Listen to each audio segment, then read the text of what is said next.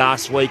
It'll be a remarkable coaching effort, I think, for Michael Voss to put all of those distractions aside, including speculation about his own position, to come across to the other side of Australia and take on a team who have won, most of their footy over the last 10 weeks. Very interested in how the Fremantle forwards handle Jacob Wiedering, and I was really pleased to see last week Jai Amos play up the field. I think he's been locked to the goal square a little too much this year. He is a beautiful field kick, and I saw him even start on the wing at moments last week.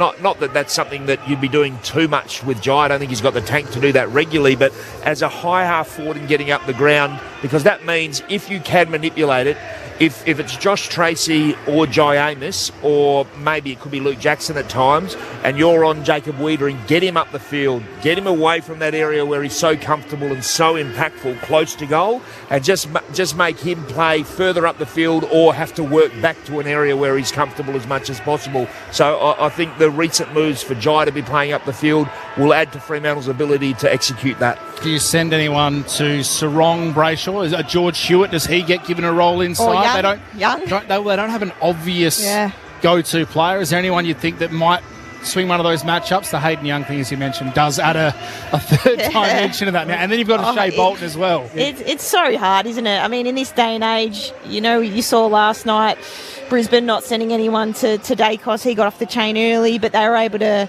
manipulate their stoppage game to get on top anyway. So, look, again, I don't know what they'll do. Carlton, as you mentioned, Belly, and they're on demand as well. They've got a number of big key players out. Whether or not Vossi just goes, let's get to work and see what we can do inside and reassess. I mean, if it was me, I'd probably try and stop one of their impacts. You're not going to be able to stop all three, and who you go to is dependent on, I suppose, what the oppo deem is the most powerful or most, hardest one to stop, So it'll be interesting to see, what the lineup looks like as the siren goes. I think earlier in his career, George Hewitt did a little bit of that, and he's someone you could call on in a moment. He's a really disciplined player, but how much does that rob Carlton of their own momentum and impetus?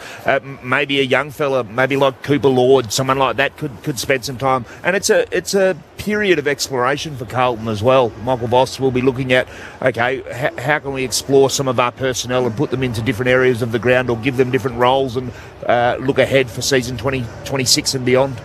Tom De Koning spent 95% of his time in the ruck up until round 16. Since then, he's just spent 43% of his time in that position. Would you expect that would continue today? Because this is a really interesting battle. He's up, if you go the two ruck sort of forwards, Darcy and Jackson against Pitnet and De Koning. It is an interesting one because De Koning is a ruckman that has caused Sean Darcy some problems historically. There were some fitness concerns, I think, also that was publicised around why De Koning was playing more forward. I think everyone thought with the Security thing that was the main reason, and maybe it is, but he did get the hit to the larynx, which he was struggling with from all reports. With no Curnow available, and given that De Koning is definitely a better forward than Pitnet, then maybe that would skew more towards forward line play, depending also on what Lewis Young's going to do today. Also curious, Hayden Young, would you expect him today to be basically available for the entire game? Got subbed out, was outstanding, won the Glendinning Allen Medal last week, but 21 minutes into the third, would you expect more time from him today? You probably would. I mean, no doubt that the S&C and medical staff have got a plan for him in the lead up to finals as well. I mean, he played 3 quarters. I didn't see the actual minutes he played, and whether or not those minutes no doubt would be extended today, and whether they spread it across the 4 or, give him more time across 3. I would expect him to play the entirety of the game if it was me. But again, I'm not in the coach's box. I'm not too sure. Yeah, I think he'd be ready to go if there were no other injuries, and with Neil Erasmus as the sub, if Fremantle were in control of the match, late in the third or early in the last quarter, I still think it's good management just to do a slower build with Hayden, but they wouldn't take any risk with that. If Carlton were close and the game was threatening, they'd have their best team out there. Toss of the coin about to take place downstairs. Mitch Turner. Cardiff Sarong there for Fremantle. Patrick Cripps for Carlton. It is the Blues that win the toss. They will kick to the city end of Perth Stadium, the Fremantle Dockers to our left, which is the Graham Farmer Freeway end. The Cats lead by 61 points now, 22 gone in the third term against Port. Jeremy Cameron, by the way, has 4 goals. Looks okay from where we are, a bit blustery, but not quite as bad as it could be. What is it like downstairs? Akash Fodadar, welcome. Good afternoon, Clint. Yeah, it's not too bad at the moment. It is very cold. My phone tells me the real feel is around about 7 degrees. It is very blustery. The wind is swirling around here at ground level, and we're expecting quite a few showers to come through over the course of the game. So it will definitely be tricky conditions out there for the players and also for boundary riders. Looking over to the benches for Fremantle, Dudley, Darcy, Young and Banfield starting on the bench. Neil Erasmus, as you mentioned, is the sub. And for Carlton, Carroll, Hewitt, Evans and Flynn Young starting on the bench, with Corey Durden as the sub for the Blues. Good on you, Akash. Shout out, by the way, to Jeff Dalglish, the number 7 umpire who was out there at the toss of the coin. His last game as an umpire in the AFL, had 277 of them, including today. 1 grand final, plenty of grand finals. He'll hang up the whistle at the end of proceedings of today's game between the Dockers and the Blues. Great to have you with us on ABC Sport on 720 ABC Perth and WA. Let's get started. Mitch Turner with you. Pitnet will start in the ruck for the Blues. Luke Jackson for the Dockers. Ball bounced in the middle of Perth Stadium. We are underway. Jackson got a hand to it. Sarong coming through for the Dockers, just threw it as he was tackled by Lord. He started in the middle, the Carlton youngster. He wins the free kick, has ball in hand. Can send the Blues forward early in this game. Kicks it inside the forward 50 in front. Clark flew for the Dockers. Couldn't mark Warner in the long sleeve. Gathers. He's tackled by Mackay, and there'll be a ball up 45 metres out from Carlton's attacking goal. Cat and mouse. Wiedering trying to get to Tracy. Voss is tagging Wiedering. To Coney, starting forward. He'll do the ruck work against Jackson on this occasion. He punched it forward. Brayshaw, though, stole it for the Dockers. Got it to Ryan, who shook the tackle. Ball was thrown away by Fogarty as he was taken by Jackson. And the Dockers will win the free kick on this occasion. And here's Luke Jackson in that purple Guernsey and blue boots as he handballs off to Warner. He kicks out a defensive 50. Out on the other side. Driscoll went up, he couldn't mark. Blues with a chance to respond. Haynes sends it deep inside the forward 50. Mackay got hands to it. Oh, roving by, beautifully taken by Moyer. And he kicks the goal from the left forward pocket from about 20 metres out. Great start for the Blues. Opening 70 seconds. Carlton on the board first. They're 1 straight 6. Dockers yet to score. Look to switch, obviously, from the back half there. Freo and 1v1 contest. O'Driscoll lost his feet. Just needed to stand up in that contest. Really good. Moya, I think the other week, kicked a nice couple of goals as well. Nice young player. Really nice finish as well. Great front and centre. Great start for the Blues. Yeah, it was a bit of a slider in his draft year a few years ago, Ashton Moyer from Glenelg, but impeccably skilled. He's equally adept on his left foot as he is on his right, and sometimes he actually uses both sides, just what he feels in the moment. I believe you called him kicking a goal in that pocket last year, Clint, his first game, I think it was, Ashton Moyer, and he's kicked another one from there in 2025. Back in the middle, tapped down by Jackson to Bolton, slung in a tackle by Pitnet, just gave the ball away. Fogarty took it, little handball to Williams, attacking side of the centre square. He's caught in a tackle. Just had to try and throw it away on the boot. It comes to White inside 50 to Kelsey's run down from behind by O'Driscoll. Play on is the call by the umpire as they now crash in from both sides. Lucky to get away with that, Will White. Yep. Just dropped the ball on the replay. Umpire said that was all right. Mackay and Jackson tie up inside the forward 50. Moyer coming through the stoppage. Couldn't find White by hand. Mackay gets back onto it. Handballed to Haynes. Tucked in the left foot pocket. Would be an unlikely goal kicker. And it proves that way. He kicks it out of bounds on the full. The Dockers will now have it back in the hands of Luke Ryan in the right back pocket. 3 minutes played first term here at Perth Stadium. Carlton 1 straight 6. The Dockers are yet to score. Freo in the retro jumper. As Ryan goes to Brayshaw. He's got the aqua boots on. Kicks towards the outer side. Oh, Voss crashed in to Pitternet. It spills out the side and Sarong tracks it towards the boundary line. It'll go over for a throwing between right half back and centre wing. Southern side of the ground for the Dockers. Curious, what's everybody's favourite Freo jumper? Let us know, 0437 774 774. What's your favourite Dockers Guernsey? As Warner had it and gave it to Bolton. Kicks towards right half forward. This is a decent battle. Oh, Cowan goes flying up. Takes a great mark over the top of Tracy and Wiedering. Immediately sends it back inside his defensive 50. He's a former Docker in Acres, and that's not a great kick, hence the response from the crowd. White has to go back to gather. Sells a bit of candy. Got around Chapman. Kicks the Blues towards centre wing. Oh, De Koning strong. Not often you see Brendan Cox battled out like that, and he plays on by hand to Koning, and he moves it on to Hollands. Hollands kicks up towards right half forward. It was over the head of Moyer. And past the outstretched arms of Mackay. Goes out of bounds just inside the forward 50.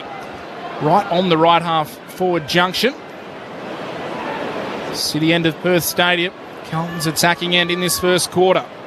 Pitternet and Jackson on the paint of 50. Shallow throw in. Jackson gets there first. Tapped it down to Sarong. He was taken in a tackle. Akers couldn't burst through with ball in hand. Frederick now for the Dockers. He's tackled.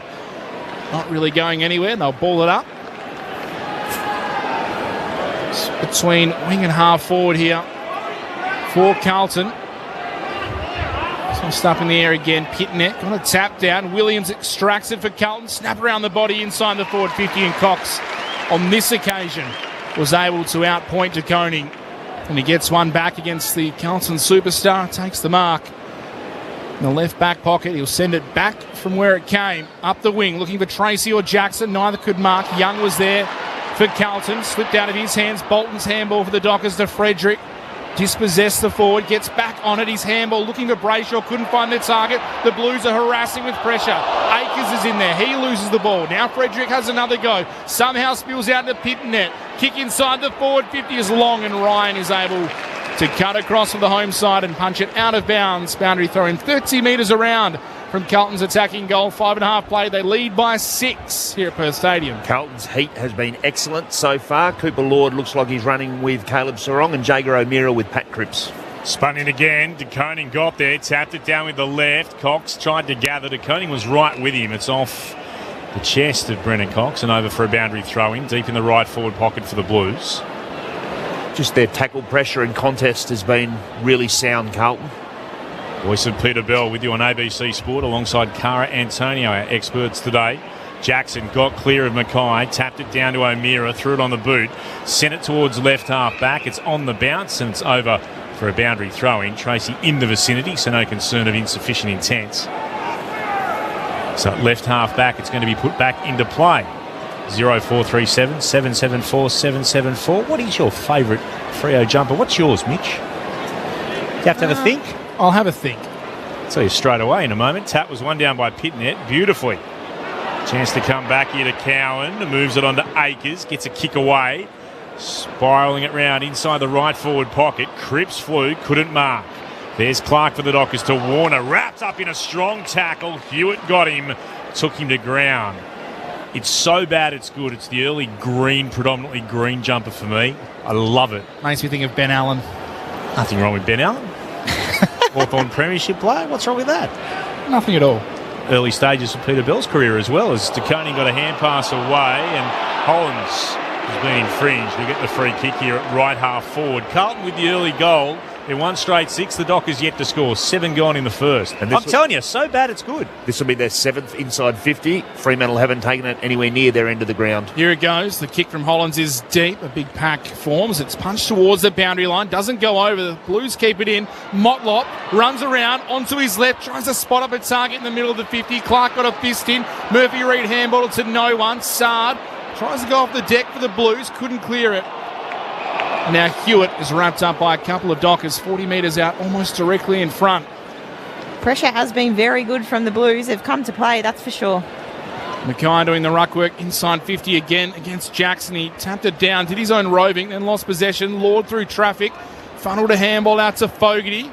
Quick kick goes in towards the left forward pocket, and Luke Ryan is there to see the ball out of bounds. It'll be tossed back in 10 metres around from the left behind post at that city end of Perth Stadium. They are doing all the attacking.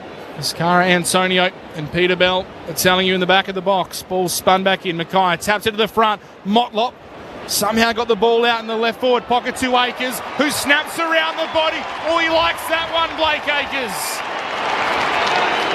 They used to cheer for him in purple, and now they stay silent. The former Docker gets a goal against his old side, and Carlton have the first two here at Perth Stadium. 2 straight 12, the Blues. The Dockers are yet to score. We've played almost 9 minutes in this first term. Sunday footy on ABC Sport. Our experts, both former Dockers captains, Peter Bell and Cara Antonio. Nice bit of work there from Harry Mackay in the ruck. And we've mentioned Carlton's contest. Well, their clearance is up 8-3. The contested possession is 15-9. And inside 50s 7-zip. Have really liked the way they've started this game. It was Motlop for me. Just really attacked the ball, didn't he? Great little handball there, and now he's in the centre circle as well, so adding a bit of speed on Hayden Young. DeConing up against Luke Jackson. Bounce of the footy. It's well beyond the circles, but they let them play on. DeConing had it. Tried to get a quick hand pass away. Motlop has gathered it beautifully, immediately threw it on the boot. A bouncing kick goes into the right forward pocket, goes past Chapman. Clark was back there to mop it up for the Dockers. Hand pass to O'Meara, tackled immediately by Haynes.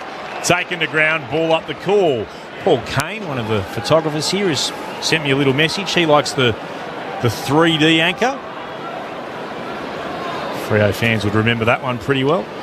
Gets a lot of votes, but some people are dead against it. Haynes from the clearance. Again bounces a kick inside forward 50.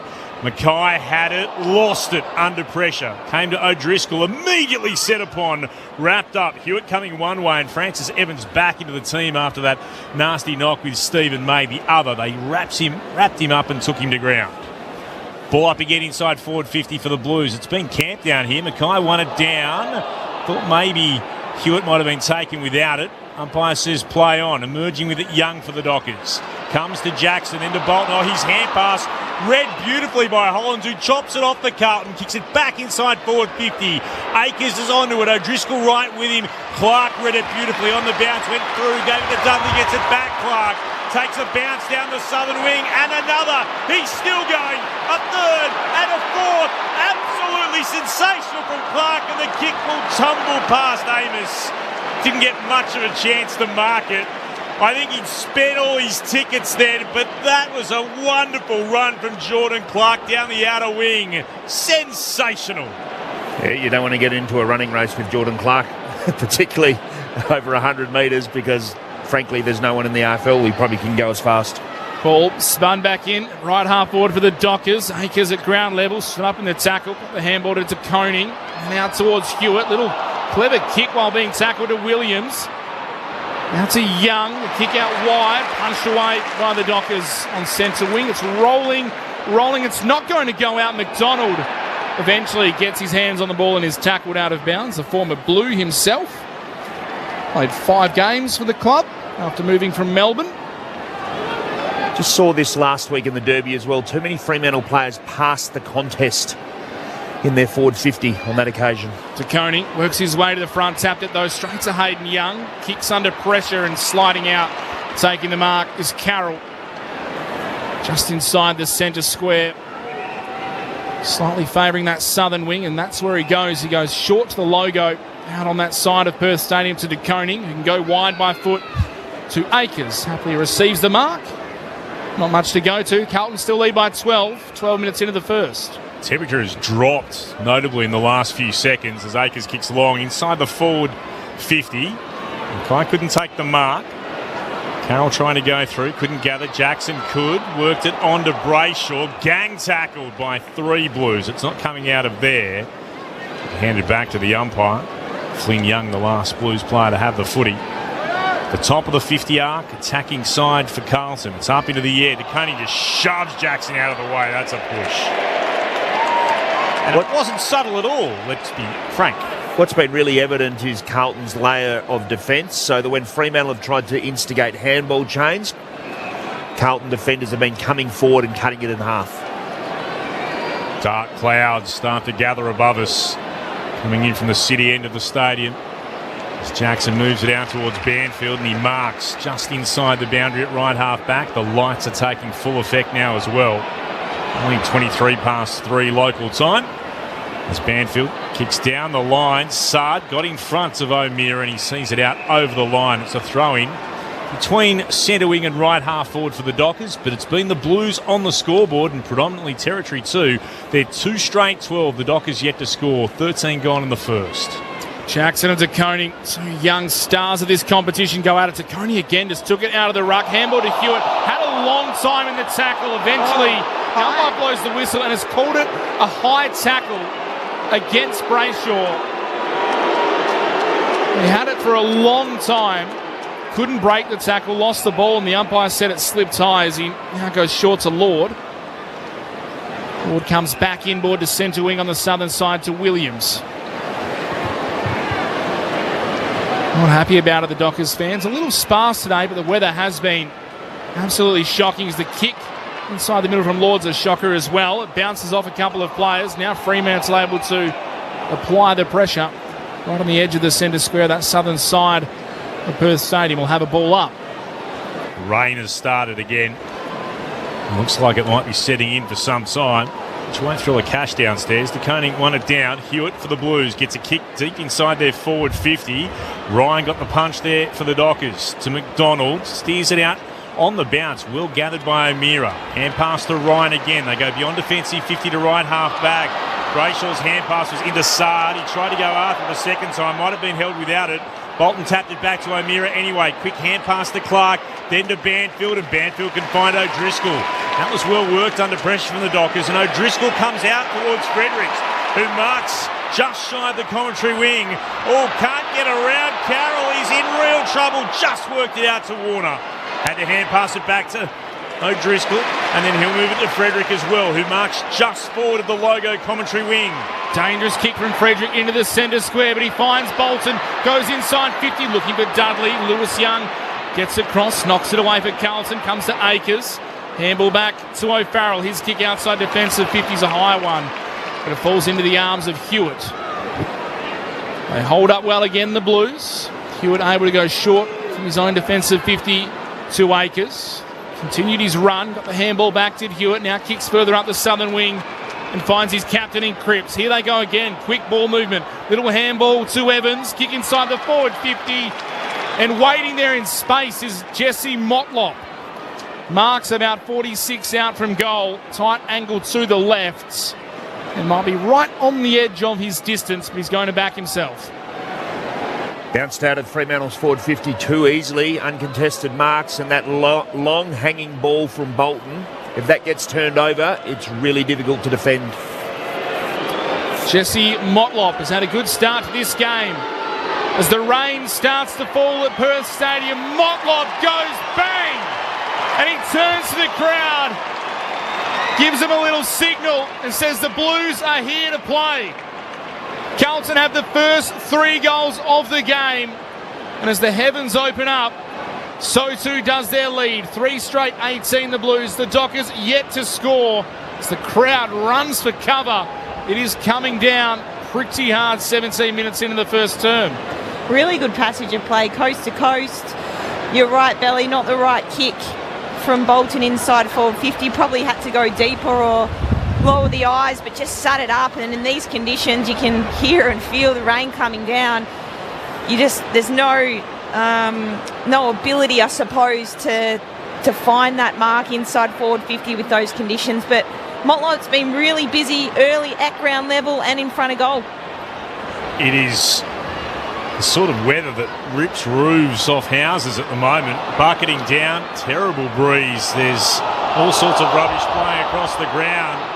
As eventually Cripps hits a clearance away towards left half forward. Ball still there to be won. Putting his head over it as O'Driscoll. He's tackled, wrapped up by White. Ball up will be the call. Every bit of spare rubbish that patrons have left has just suddenly almost been swept onto the middle of Perth Stadium. The rain is to the point where it's almost hard to see through from our broadcast position through the binoculars to the outer side. There's another stoppage as Hewitt was tackled. Throwing up at left half forward. One down by Pitnet against Darcy. Spilled out the side to Cripps. He's tackled by Young. Taken to ground for a ball up. They've got to do something about clearance. 15-5 in Carlton's favour currently. Again, Pitnet won it down. It's time to Switkowski. Quick kick, though, intercepted by Carroll, and he marks just inside the outer edge of the centre square. He'll take a bit of a run and go past halfway, and then send it inside the forward 50. At the back, juggled. Has the mark been paid to Evans? It has.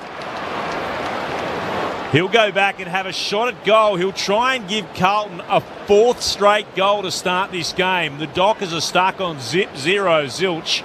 We're about to hit the 19-minute mark of the first. Just owning field position at the moment. Carlton pressuring ball carrier and set up really nicely defensively. And then just getting the ball in as quick as possible for their forwards to go to work. Severe weather warning here at Burswood at the moment. You can tell as I'm going to have to shut the window because the rain's pouring in. The shot at goal comes from Evans, and he puts it through for Carlton's 4th. 4 straight 24 to the Dockers, who are yet to score. As we approach time on in the opening term, it has been all the Blues. Billy talked about the clearances, but the inside 50s at the moment, they're just as lopsided. Carlton 15, Fremantle 2. It's all Carlton here at Perth Stadium. They've been excellent, Carlton, and they're taking their opportunities as well. They're converting the looks that they're creating, 4 straight, and they've hopped into this game beautifully. They are shell-shocked at the moment. Fremantle Dockers. Carlton, the first term has been their best this season. So far that holds true in the middle. Darcy, though, taps it down the Dockers' way to Sarong, and his kick inside 50 is intercepted. It looks like O'Farrell back there. That was his first touch as well, Sarong, for the game. Comes out to the commentary side, looking for Cowan over his head. He's trying to track the ball back down the wing. Under pressure from Murphy Reid. He was pushed off it in the end, Cowan. Coming through now, Shea Bolton ties up with Patrick Cripps, and umpire calls for a baller. A little bit of a push and shove. It will be tossed up, though, attacking side of the commentary wing. Favouring Carlton. Darcy and Pitnet go head-to-head. Neither got a clear tap. Bursting to the stoppage, Cowan. Dispossessed by Luke Jackson. Falls to Darcy for the Dockers. Kicks up towards Tracy. Punched away by Lewis Young, and it goes over the boundary line right next to the interchange gates for the Blues. So the ball's going to be tossed in below our commentary position. A Cash Vodadar downstairs. Yeah, the wind is definitely the trickiest thing down here. It's really swirly, and the gusts are very, very strong, so hard to keep any manner of skill level up for the players. From the restart comes down to Luke Jackson. Little handball to Shea Bolton. Kicks towards Amos. Great mark. Takes it on his chest, 50 metres out from goal. Might be just beyond him, Jai Amos. 45-degree angle, won't take the shot. He kicks it up towards the top of the goal square, looking for Tracy, can't mark. Lewis Young was there, punched it away. Switkowski at the fall of the ball is wrapped up. We'll have a ball up 30 metres out for the Dockers attacking goal. They are yet to score. The Carlton kick 4 straight. Double rainbow here at Perth Stadium, but it's not pretty for the Dockers at the moment on the scoreboard. Pitnet won it down. Here's Bolton, tries to shrug the tackle of Sard. Sard wrapped him up. That'll be holding the ball. He's got it in the right back pocket for the Blues. Takes a couple of steps inboard and then kicks beyond defensive 50. Big pack up. Staying down, McDonald was the back of the line of 4. And he takes the mark for the Dockers, and then that's going to be a free kick here for encroaching on the area. Motlop, I think it was, running through the protected zone. And this gives Fremantle their first genuine chance to have a shot at goal. It's into the arms of Oscar McDonald. 3 straight for the season so far. He'll put boot to ball from no more than 25 out. I don't know if it was Motlop or De Koning, because De Koning had the mark and then kind of signalled, I think, to Pitnet, you take it, and then moved out of the area, and the umpire was onto it. So, I'd like to see the replay on that one. You may be right about De Koning. They were both in the vicinity. Oscar McDonald with a chance to kick Fremantle's first, and he can do so. Thank goodness. Saying the Dockers fans, they've got their first, and it comes pretty late in the opening term as well. 23 and a bit gone in this quarter. Carlton a 4 straight 24 to Fremantle 1 straight 6. The Blues by 18 points. Sunday footy on ABC Sport on 7:20 ABC Perth and WA on Sport Digital and streaming on the ABC Listen app. Clint Wilden alongside Mitch Turner in commentary. Our experts Peter Bell and Cara Antonio. Yeah, just watching the replay, I was deconing exactly how I kind of pictured it. Had the mark, lost the marking contest, and then kind of signalled to Pitnet, you take it, and moved out. So he'd been told to stand, and hence the 50. Badly needed goal for the Dockers. Came from a former Blue in Oscar McDonald in the middle. Pitnet tapped down towards Cripps, kicks it to half forward. Couldn't take it initially, Fogarty. Eventually did. Got it back by hand to Cripps. Kicks towards the top of the goal square. Big pack flies. Cox got a fist in there. McDonald tried to soccer it off the ground. Kicked it straight to Frankie Evans, who snaps it through. And he's got 2 goals in his return to the side. And now there's a bit going on in the middle of the 50 as the two teams come together. Sarong in there for the Dockers. Mark Pitnet certainly with a fair bit to say. But as Carlton have the bragging rights on the scoreboard so far, 5 straight 30, the Blues. The Dockers are 1 straight 6, and now a free kick. Might be going against Jaeger O'Meara, it is. At the top of the 50, Jaeger O'Meara has sent Fogarty to ground. The umpire, Nathan Williamson, was right there. And the free kick is going to Carlton. And because it's at the attacking end, it'll go to where the free kick occurred. It won't go from the middle of the ground, which means Fogarty has ball in hand with Caleb Sarong standing the mark 49 metres out from goal. This would hurt. In comes Fogarty, doesn't go for the goal. He sets it up looking for De Koning. Cox there for the Dockers, big fist at ground level. White overran it. Fremantle trying to clear it outside defensive 50. Can't get it past Sard, who kicks a high ball back towards the top of the square. And Brendan Cox marks it. Clint Wilden, now you can take over. Uncharacteristically undisciplined from Jaeger O'Meara, and fair to say Fremantle rattled right now. Absolutely they are. Beyond defensive 50, can't find a target, bounced off Tracy. Umpire spotted a free kick here. Tracy will have it. He's got it at right half back. Still a lot of footy to be played in this first quarter as well. Tracy for the Dockers will send it into the sunshine at right half forward, and again umpire spotted a free kick, and the cheers are for going the way of Jackson being held in the contest. And Jackson moves it short to O'Meara, who marks and off a step plays on into the right forward pocket. Big fly, no mark taken as 3 went up, and then sliding across the boundary line in the right forward pocket. Dudley alongside him was O'Farrell. There'll be a ball in. Hewitt 10 disposals for Carlton. Akers with 7, De Koning 6. Paddy Cripps been impactful as well with 5 and a couple of clearances. Ball spun back into play. Koning stretched out, won it down, bounced back to Jackson. De Koning tackled him, he got a hand pass out, went to Haynes. So to work it onto Williams for the Blues, kicks it to the outer side of the ground. Cox is back there, mops it up, hand pass backward to Ryan. And goes again short to Warner for the Dockers, kicks to Reid. Oh, Sard flew. Was able to get hands on it, didn't mark it, spilled down to White for the Blues. Back to Williams it goes, and then he'll stab the kick short. Out towards left half back, and in the sunshine they'll start again through Moyer. That wasn't the right option from Carl Warner at all. Yeah, the short kick from Moyer wasn't a great one either. He's turns it over. The Dockers win it back through Brayshaw. Handballs it down the boundary line on the southern side, and Hollins is happy to walk it over the line. Umpire says that's okay. They'll toss it in. Caleb Sarong, just the 1 disposal for the game so far as well. So they'll be standing around this contest for the Fremantle Dockers. It'll be tossed back in. Southern side, attacking side for the Dockers. It goes to Jackson, to Sarong, who kicks it inside the forward 50. No, Farrell. Terrific work floating across, takes the intercept mark. Has shown a bit of promise so far as Harry O'Farrell. As he kicks out to the wing, Jackson flew high, couldn't take the mark, drops it, and Carlton win it back to Koning. He's set upon by a couple of Dockers, loses possession. Now O'Meara steps out of bounds. It'll be thrown back in where we were a moment ago. That was a massive fly. Massive. From Luke Jackson over to Koning. Could have been close to mark of the year. He couldn't take it. We'll get downstairs in a moment. The Blues, though, still lead by 24 points. About 3 minutes to go in this first term. Jackson won it down, bounced off Sarong's head, came to Bolton. Kicks the Dockers towards right half forward. Underneath it, Tracy. Spoilt the back. Came from O'Farrell. Ball still pinballs around. Haynes gathers. Hand pass under pressure to Hollins. Then O'Farrell now to Sard.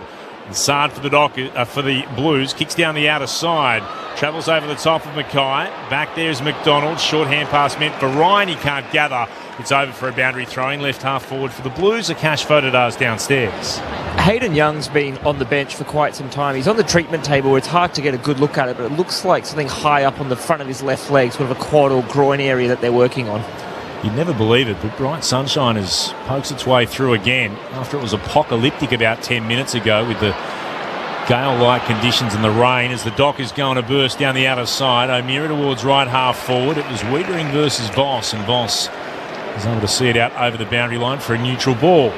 Yeah, when he came from the ground, Young had a bit of a limp on. I just assumed that he'd received a knock, which could well be the case, but getting a lot of treatment on that left adductor area. Well, Voss and Wiedering, they've got a bit to say to each other. Well off the ball inside forward 50 for the Dockers.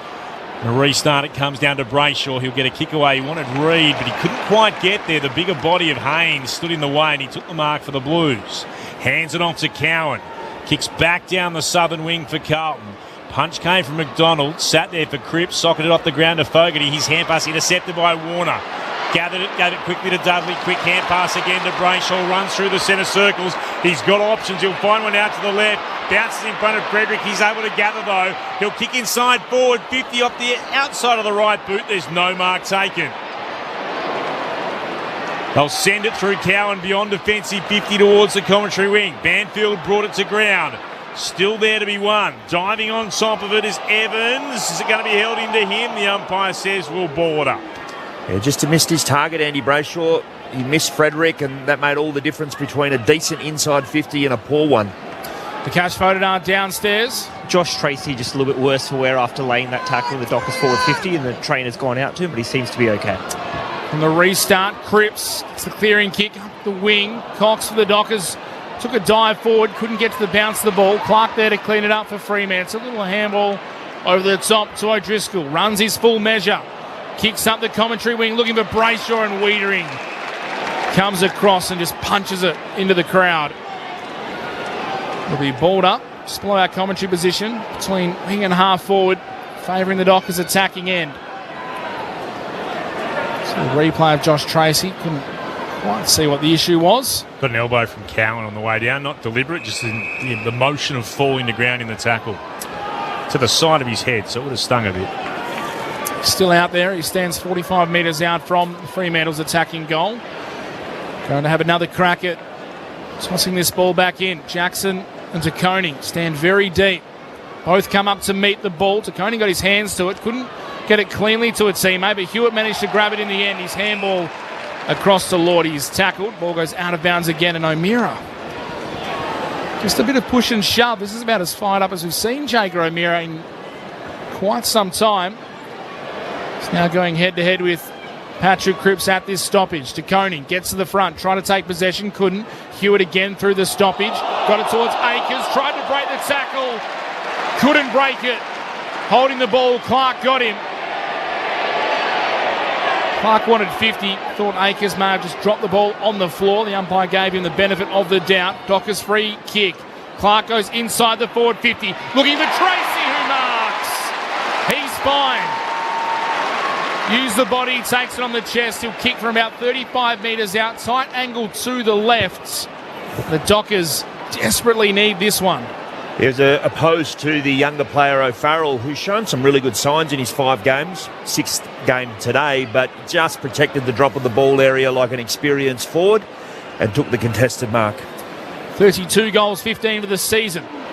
Josh Tracy for a much-needed goal for the Dockers. He delivers.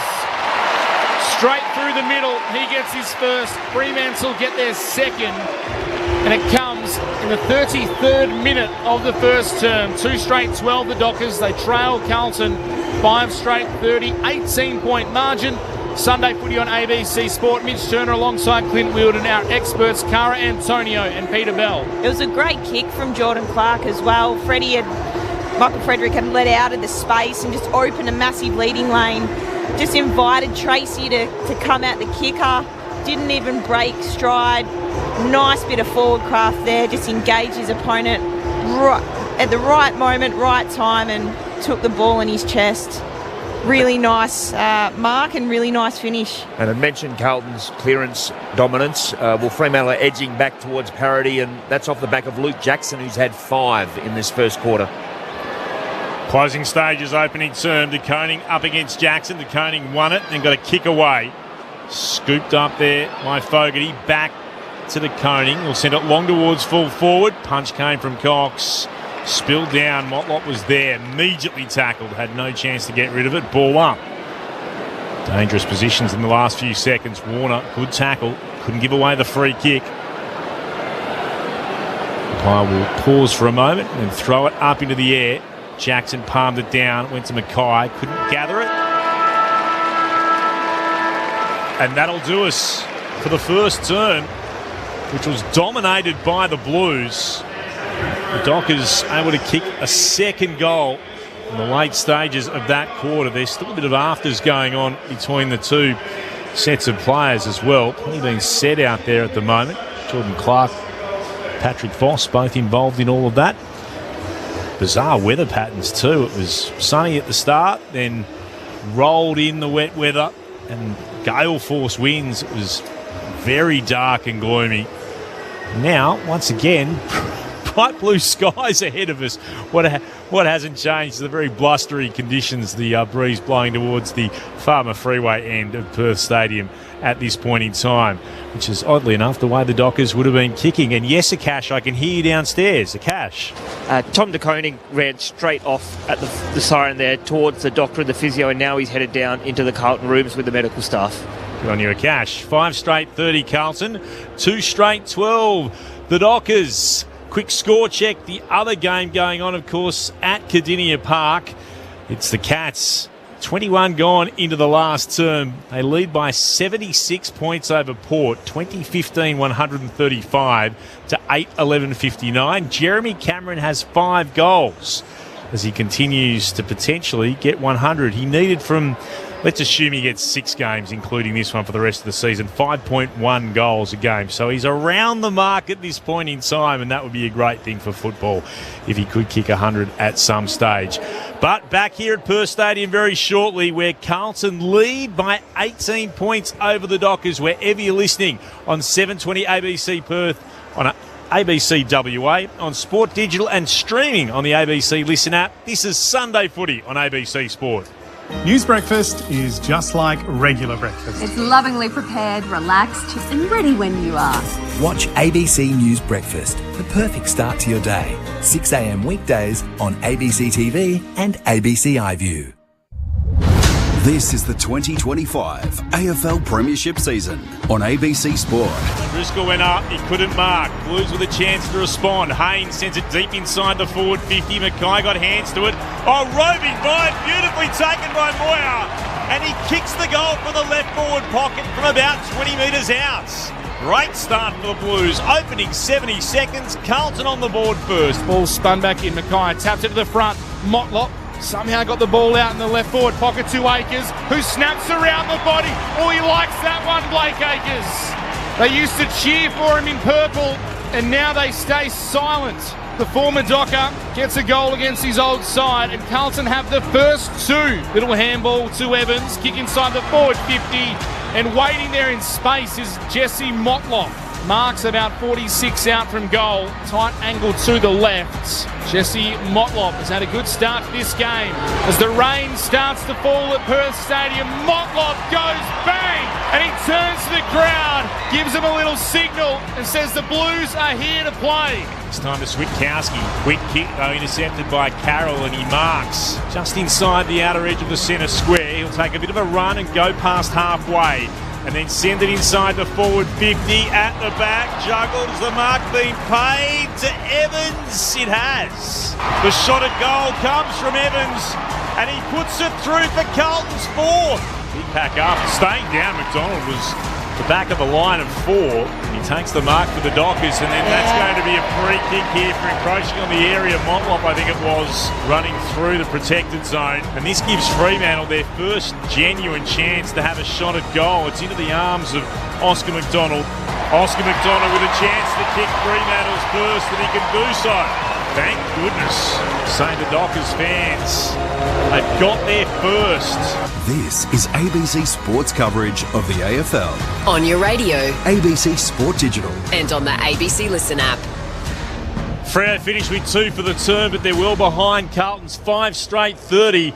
Let's get the thoughts of our experts, Peter Bell and Cara Antonio. We'll hear more about Carlton's dominance, but I've been watching Fremantle's quarter-time huddle very closely. Hayden Young did some run-throughs, and I couldn't ascertain the likelihood of him continuing in the match, but then I saw some conversations with Neil Erasmus, who came over to the huddle. Joel Corey, the midfield coach, spoke at length to Neil, and physios and doctors involved. So right now, my guess would be that Hayden Young will be out of this match soon, and Neil Erasmus will be in.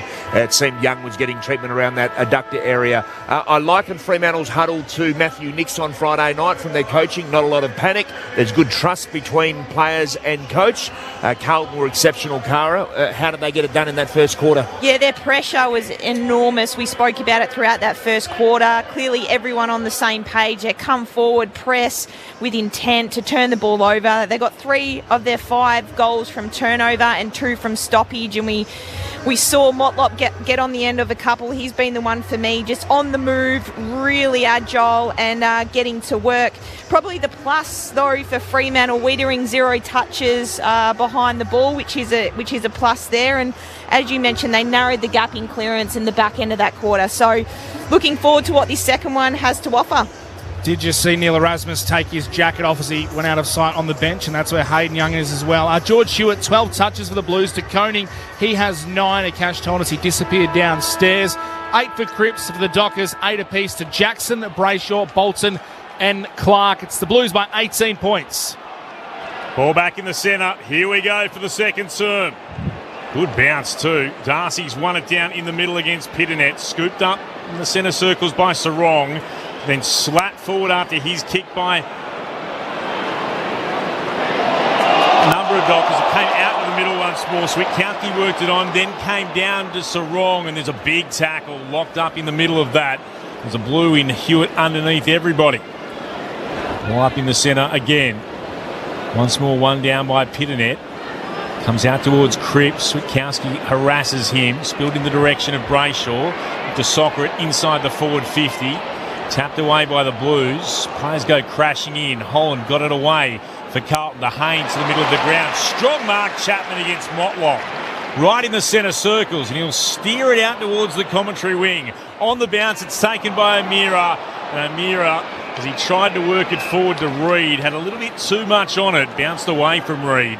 And over the boundary line for a throw-in. Akash Fotodars downstairs. Yeah, can't confirm Hayden Young has been subbed out with a groin injury, and Neil Erasmus just doing some warm-ups on the boundary and will be into the game soon. So Koning is out there, by the way. Ran out, looked like he had some issues with his back. It was all taped up.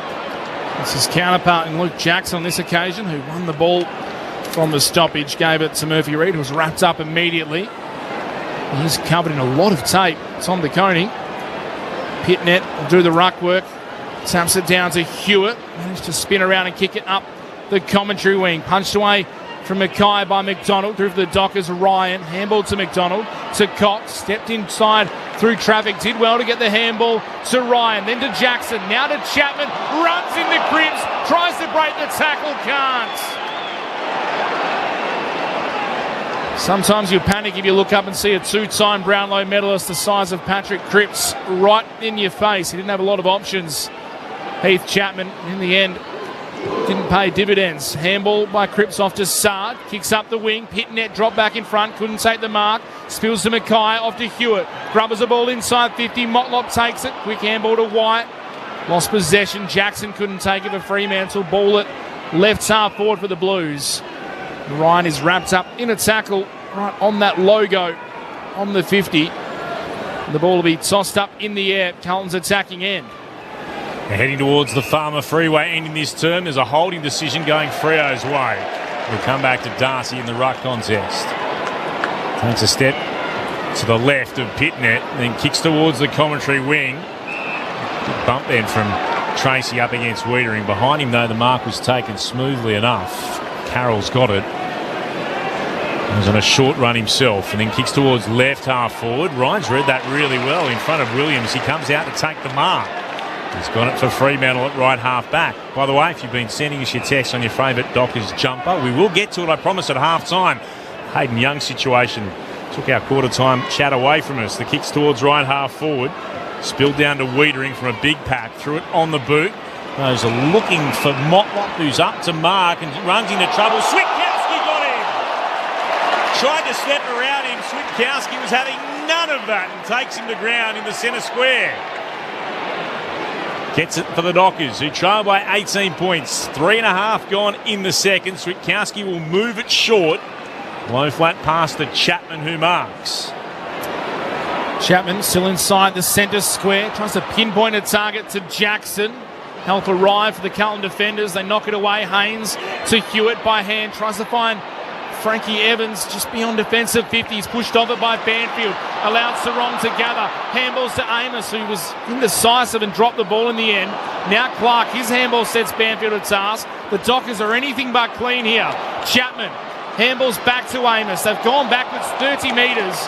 They're on the southern wing and Amos is brought to ground. That was shocking stuff by the Dockers. Well, their skill level in this second quarter has been poor. Even from the very start, we saw a missed kick from Chapman, missed handball from O'Meara, and right now, you would say they are not dealing with Carlton's heat. And Nick Haynes, who laid the tackle, he's in a bit of trouble for the Blues, the former Giant, who's had a pretty good year. He's limping away from this stoppage. It's tossed up in the air. Pitnet taps it down to O'Meara, who's tackled immediately by Cripps. He's just standing about 10 metres off of this contest, and he does not look good.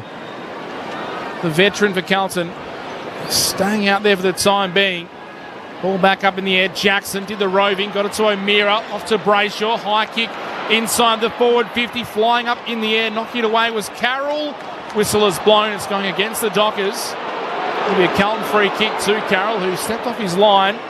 Called to play on. Kicks beyond defensive 50. Jackson, little shove on Cripps. No, he's paid the mark. There's a kick and a half out from goal. Paddy Cripps wouldn't be used to another mid pushing him in a marking contest like that and having him for height, but that's the beauty of Luke Jackson. And Jackson puts it long and deep into the left forward pocket. Offhand, it spills down to Switkowski, who snaps!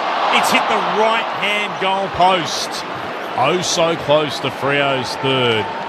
First minor score of the afternoon. 2-1-13 the Dockers. 5 straight 30 the Blues. 5.5 gone in the second. Sunday footy on ABC Sport. Clint Wilden alongside Mitch Turner in commentary. Our experts Peter Bell and Cara Antonio. First blemish of the day, which is unusual given the weather we had to start this football game. Carlton come outside defensive 50. Long kick to the wing is marked by the Dockers and Chapman. No one standing the mark. He'll play on if he wants. He does so in the end. Gains some territory. Now kicks towards the top of the goal square. Moss! That wasn't prancing at all. That was all power as he jumped in front of the pack and clunked it in the two hands. Now to finish off the work, he'll have the set shot 15 metres out, 45-degree angle to the right. Just glided across the front of the contest there. No one went with him, and strong set of hands. He hadn't touched the ball in the first quarter either, but had the direct match-up on Wiedering, so this is his first touch for the day. Patrick Voss to finish off the good work. Straight through the middle. Fremantle finding their flow.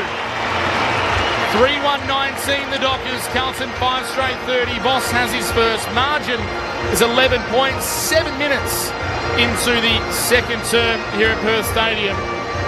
Mitch Turner alongside Clint Wilden, our experts for ABC Sport, Cara Antonio and Peter Bell. And if I was to pinpoint one area of Pat Voss's game where he's made the most improvement, it's been his aerial judgment. He had a tendency after his time at Essendon to run underneath the footy, but as Cara called, he just drifted in from the side, lost his opponent coming back to the ball, and a nice clean grab.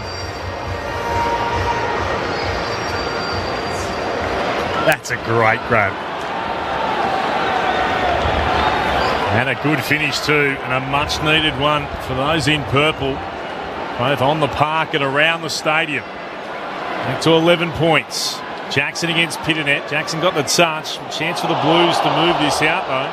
Hewitt might have been tackled, lost it. Instead, the umpire says play on. Lord gathers for the Blues. Long kick inside forward 50. Moyer on the run, gathers and snaps, but puts it across the face from the left forward pocket. Out of bounds on the full at right full forward.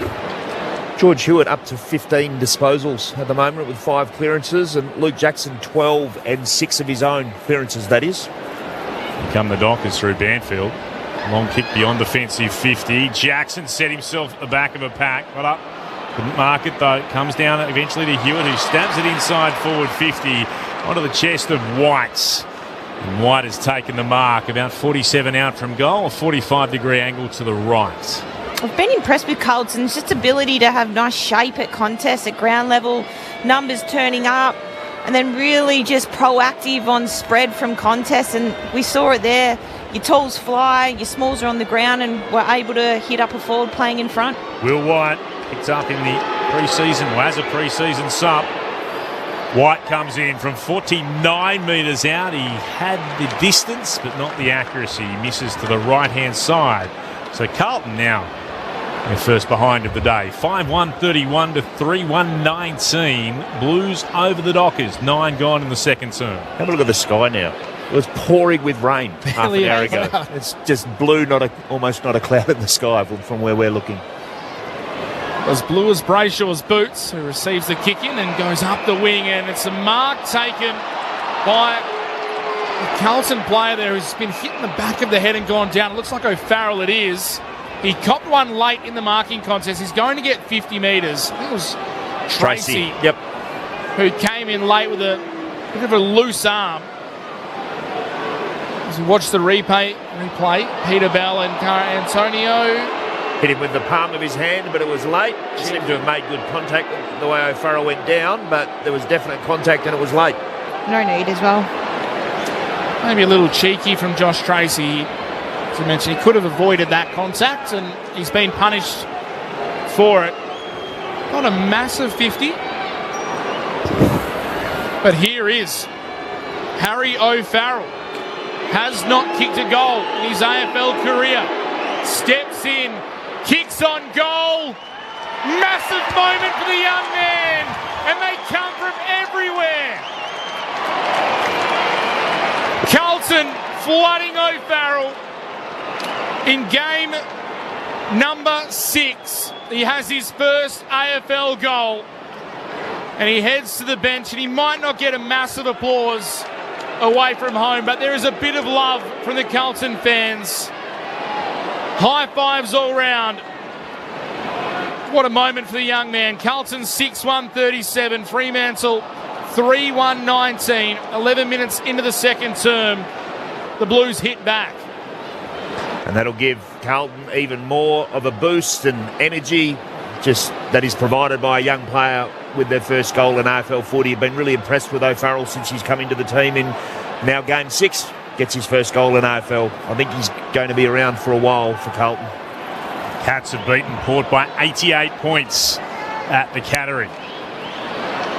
And the restart in the middle. Comes out to Lord, gets it to Hewitt. Kicks towards left half forward. Motlop has it. Tucked the tackle of Warner and then ran straight into O'Meara coming the other way. He had Pryor. He was claiming he was taken high. The tackle was solid enough, and Warner was rewarded with the free kick for the Dockers. And the long purple sleeves. He'll kick towards right half forward for Fremantle. Out. Just trying Lewis Young. Couldn't mark. Hewitt at the drop. Got it out. To Lord, then to Cripps. Kicks towards left half forward. Motlop couldn't take it.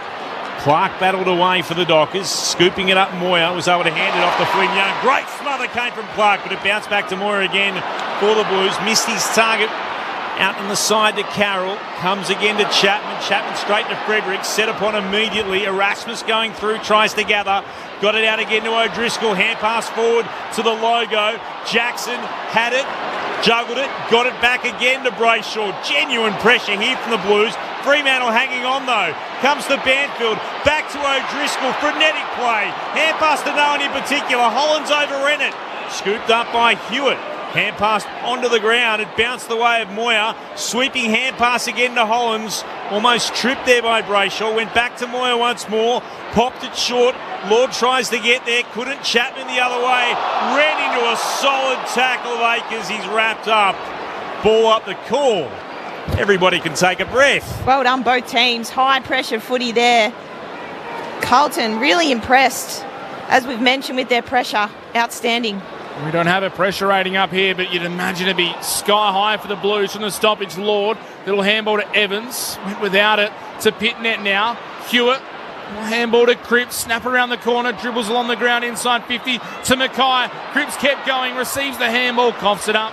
Back to the Dockers, deep in defence. Erasmus off to Chapman. One step kick out towards the southern side. And Wiedering once more in front of Amos. Dives low and punches it out of bounds.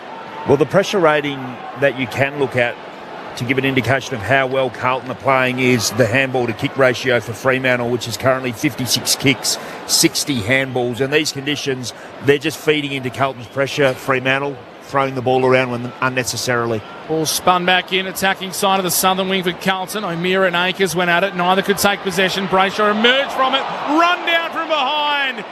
Hewitt got him. He's playing a blinder, is George Hewitt. Possession 21 for Hewitt. He's tearing them a new one at the moment. Wins the free kick, has ball in hand, spears it up the wing. Cripps got rid of his opponent in Erasmus, then puts the don't argue on Switkowski. Spins on a dime, kicks inside the forward 50. Mackay can't mark. Chapman was there to punch it away. It comes to Evans.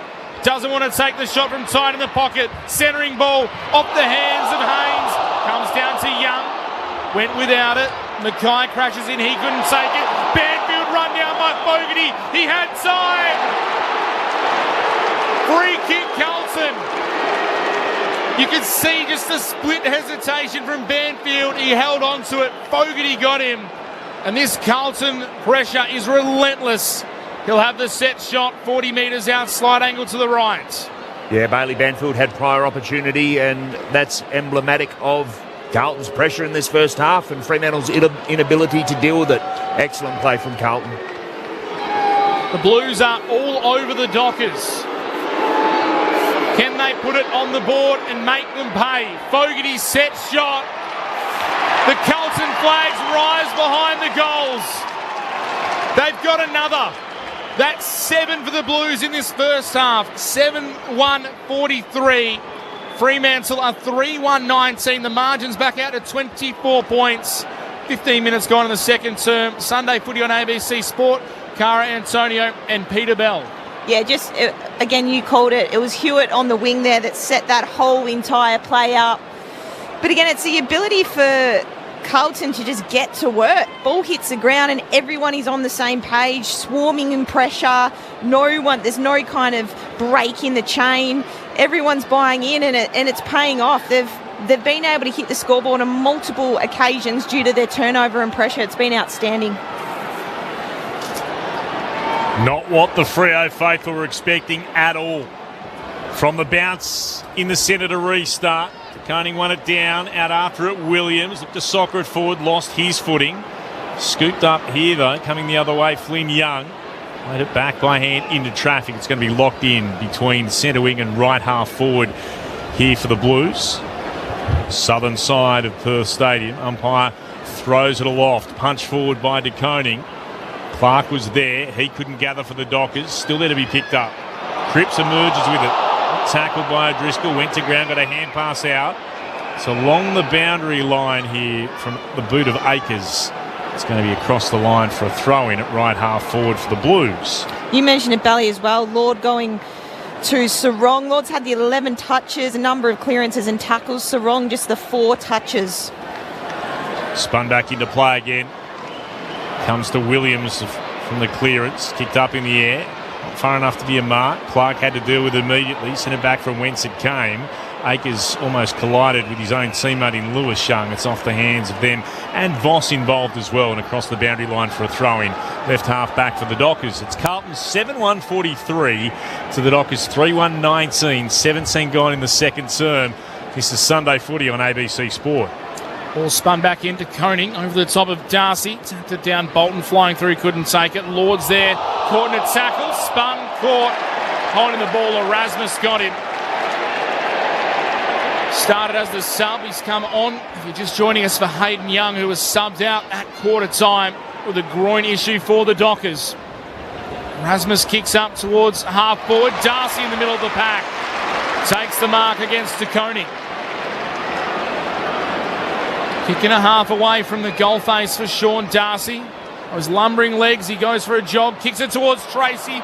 Did everything right, couldn't take the mark. There's a blue who's gone down near that pack, clutching at the left knee as Cripps gathers, stands tall in the tackle. Little handball off to Cowan. They managed to clear. Young O'Farrell, and it doesn't look good. It's a free kick going towards Darcy. They'll have to stop the play here because O'Farrell went down, and I think he's clutching that left knee. And he is in a lot of pain. You can see the agony on his face.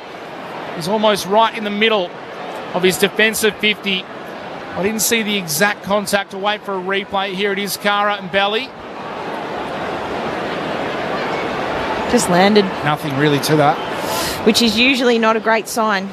Yeah, landed awkwardly. Just lost a bit of control in the air. But yeah, he actually landed with his right leg and then his following left leg planted awkwardly. Yeah. He was flying up in the marking contest. He got just edged under it by Josh Tracy, and as Peter Ballancara Antonio says, the leg he had landed on was not the leg that he immediately grabbed and grimaced. So you'd call it maybe one of those innocuous incidents, but the pain was evident immediately, and that is not a great sign for O'Farrell, who at 19 years of age, in his 6th game, just kicked his first career goal. And just moments later, he is being helped by trainers from the field. And the umpires will rightfully wait for him to clear the area. Sean Darcy does have the ball between wing and half forward. And the Dockers will have the chance to go. Now, they don't have to wait for him to leave the entire playing area, and they won't, so Darcy will restart play. He does by playing on by hand to Clark, who kicks straight into Mackay. Ricocheted back to Darcy, and then a wonderful smother from Flynn Young. And his teammates get around him for that effort too. So the Dockers have made an absolute mess of that, trying to get it inside forward 50 from left half forward. Now thoughts with Harry O'Farrell, who just makes his way off the ground right now. First kick was a great smother. The second one too. Sarda's raced on. Sub, by the way, is Corey Durden for Carlton.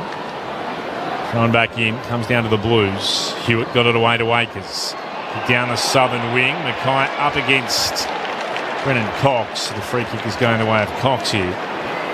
He'll have it just forward of left half back. Believe it or not, has to shield his eyes from the sun after the rain and the clouds we had earlier on. Still blue sky above us here at Perth Stadium. The kick is towards left half forward, but at the back of the pack, DeConing takes the mark for Carlton. They lead 7-1-43 to 3-1-19 over the Dockers. 21 minutes gone in the second term. That shouldn't happen in a long down the line with 6 people contesting.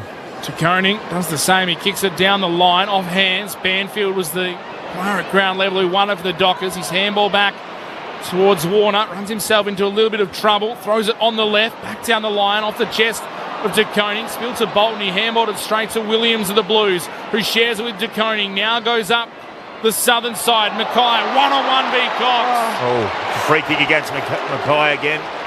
It's going towards Brennan Cox for a hold. It looks down the binoculars like they were both having a bit of a grab. It's gone the way of Brennan Cox. It's been a bit of a quiet day so far for Harry Mackay. Cox sends it up that southern side again, over the back. O'Driscoll gathers, runs, takes a bounce, doesn't come back to him, loses possession. Cowan was right behind him. O'Driscoll back on it, tries to tap it towards a teammate. It goes out of bounds. He took the bounce in the wet.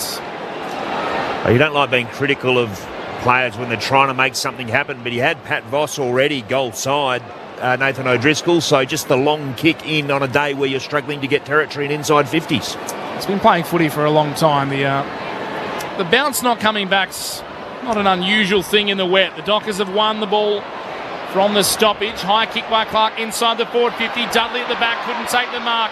able to gather. Handball to Josh Tracy, around the body from 45 metres out. He turns to the crowd and says, how do you like that? 2 for Tracy. Fremantle hit back again. 4-1-25 the Dockers. 7-1. 43 the Blues. Terrific finish off a step from Josh Tracy. And he turned around and almost gave the Michael Jordan celebration of, I don't know, that was a good kick. Exceptional kick, but again, the pressure from Carlton inside the contest, a hat kick out from Jordan Clark. Good work at ground level just to ground his opponent in Dudley, the small forward, and then get the handball out to Tracy. But that is an incredible kick with pressure coming as well. Just turned and knew exactly where the goal was. Love the hard, flat handball from Dudley. It wasn't a looping one over the top. He actually jumped up and smashed it at Tracy, which was the difference. Michael Jordan, he gave the, I'm not sure. And the restart. Darcy got the fingertips to it against Pitternet. Slapped off the ground by Brayshaw, coming the other way. Sard, he soccers it forward. Met then by Flynn Young. Fogarty gathered, swept the hand past the Pitternet, and that's a lovely delivery inside forward 50 out to a sliding Williams, who marks 45-degree angle to the right and marking 30 out from goal. Not much you can do as a defender there when the ball is coming in that hot and your forward's got a metre or so on you. Pitnet just cruised on out the front. Jackson got caught, or Darcy got caught the other side of the contest. Just lowered the eyes and really nice finish to hit up the forward. 18-10 for the season for Zach Williams, the former Giant. Williams on his way in. He liked it the moment it left the boot. He punched the air in celebration before it sailed between the goals. And the immediate response for Carlton. 8-1-49 the Blues, 4-1-25 the Dockers, 24 gone in the second term. And the temperature has dropped again as some grey clouds start to roll in from the city end of the stadium. Yeah, it was clever from Pitnet. And also just the half-back gamble from Jordan Clark. Clark went to the back of the contest. Fogarty went to the front, where all good small forwards should be, and he guessed correctly, and that's why he received the ball. By the way, just from the Geelong Port game, which the Cats won by 88 points, Cameron finished with 6 goals, so that's 75 now for the season.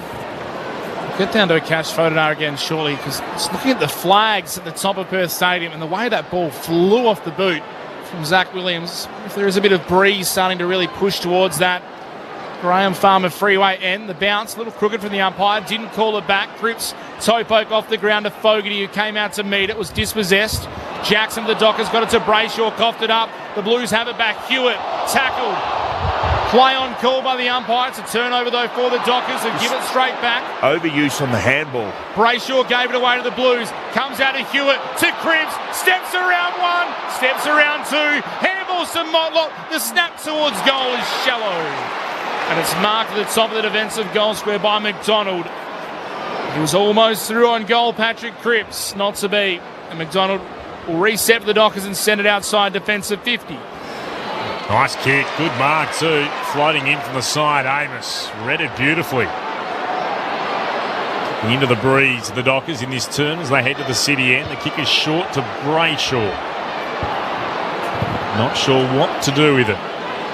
Warner wants a switch. He's standing near the commentary edge of the centre square. Brayshaw instead kicks long down the line. Back is Haynes. Off his hands. Tackled again was Lewis Young. Worked it out though. It came to Pitnet and back to Haynes for the Blues. Kicks towards the commentary wing. No mark taken. Spilled down again. Evans couldn't take it first time. Ball jarred out the side. O'Driscoll picks it up. White tackles him. And there'll be a ball up just shy of half forward. Carlton have just forced Fremantle into a lot of overuse by hand. Andy Brayshaw a couple of times then really could have kicked before handballing. One down by Darcy. Comes the way of the Blues though. Shoveled out by Fogarty. Back to Hewitt. Looked to work it forward. Only hit traffic. Evans is there. He's immediately tackled again. Still on the wing. Ball up once more. Cash Photodars downstairs. Yeah, Harry O'Farrell has officially been subbed out of the game with what's been described as a knee strain, and Corey Durden is ready to come onto the ground. Jackson tries to burst through the stoppage, caught in a tackle. Cripps got him, holding the ball. Couple of East Fremantle products going head-to-head there. On this occasion, it was Cripps who came out the winner. He kicks up the wing. Pitnet flew in front, couldn't take the mark. Trying to crash through was Hewitt. He lost it. Dudley as well for the Dockers was dispossessed. Somehow got to Lord on hands and knees. Pitnet's handball was too hot for de Koning. Coming through Evans, shakes a tackle, kicks inside the forward 50. Awkward bounce from Moyer at the bat. Frankie Evans, tackle, drops it, holding the ball. No! Yeah, yes. Come back to Brendan Cox, who's been close to Fremantle's best player in this first half, under siege.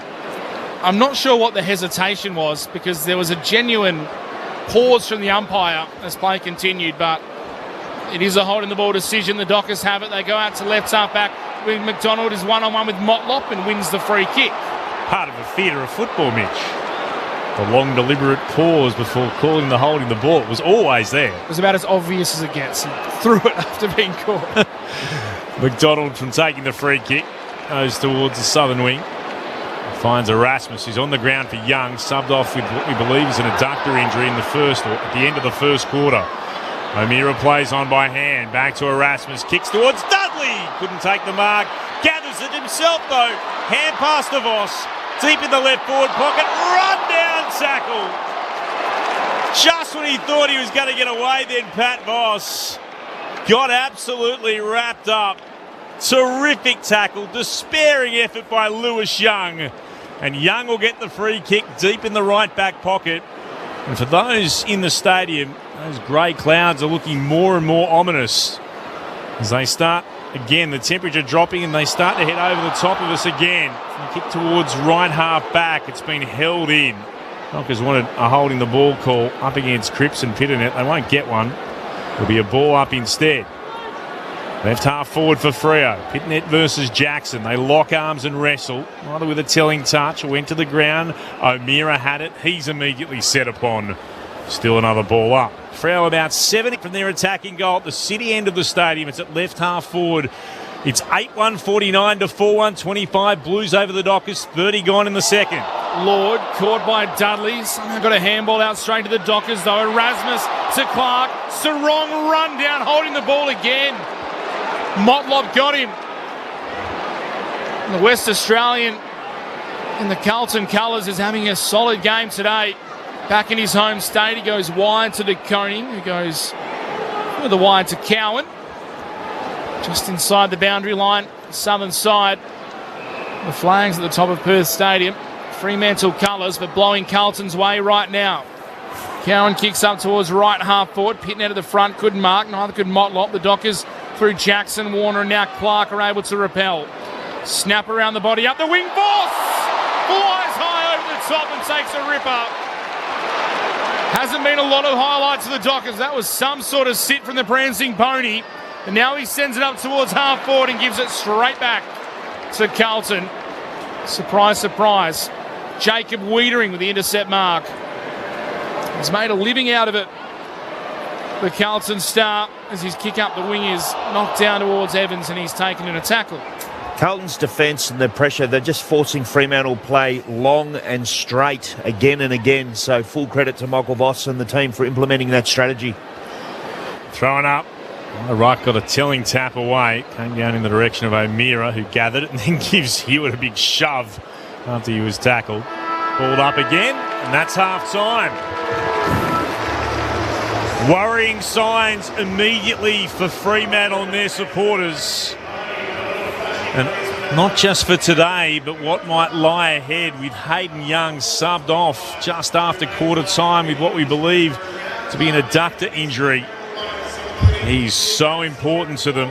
They've also had to make a sub to Carlton. Harry O'Farrell, the youngster, 19 years of age, after kicking his first goal in his sixth game, then had to come off with a knee injury.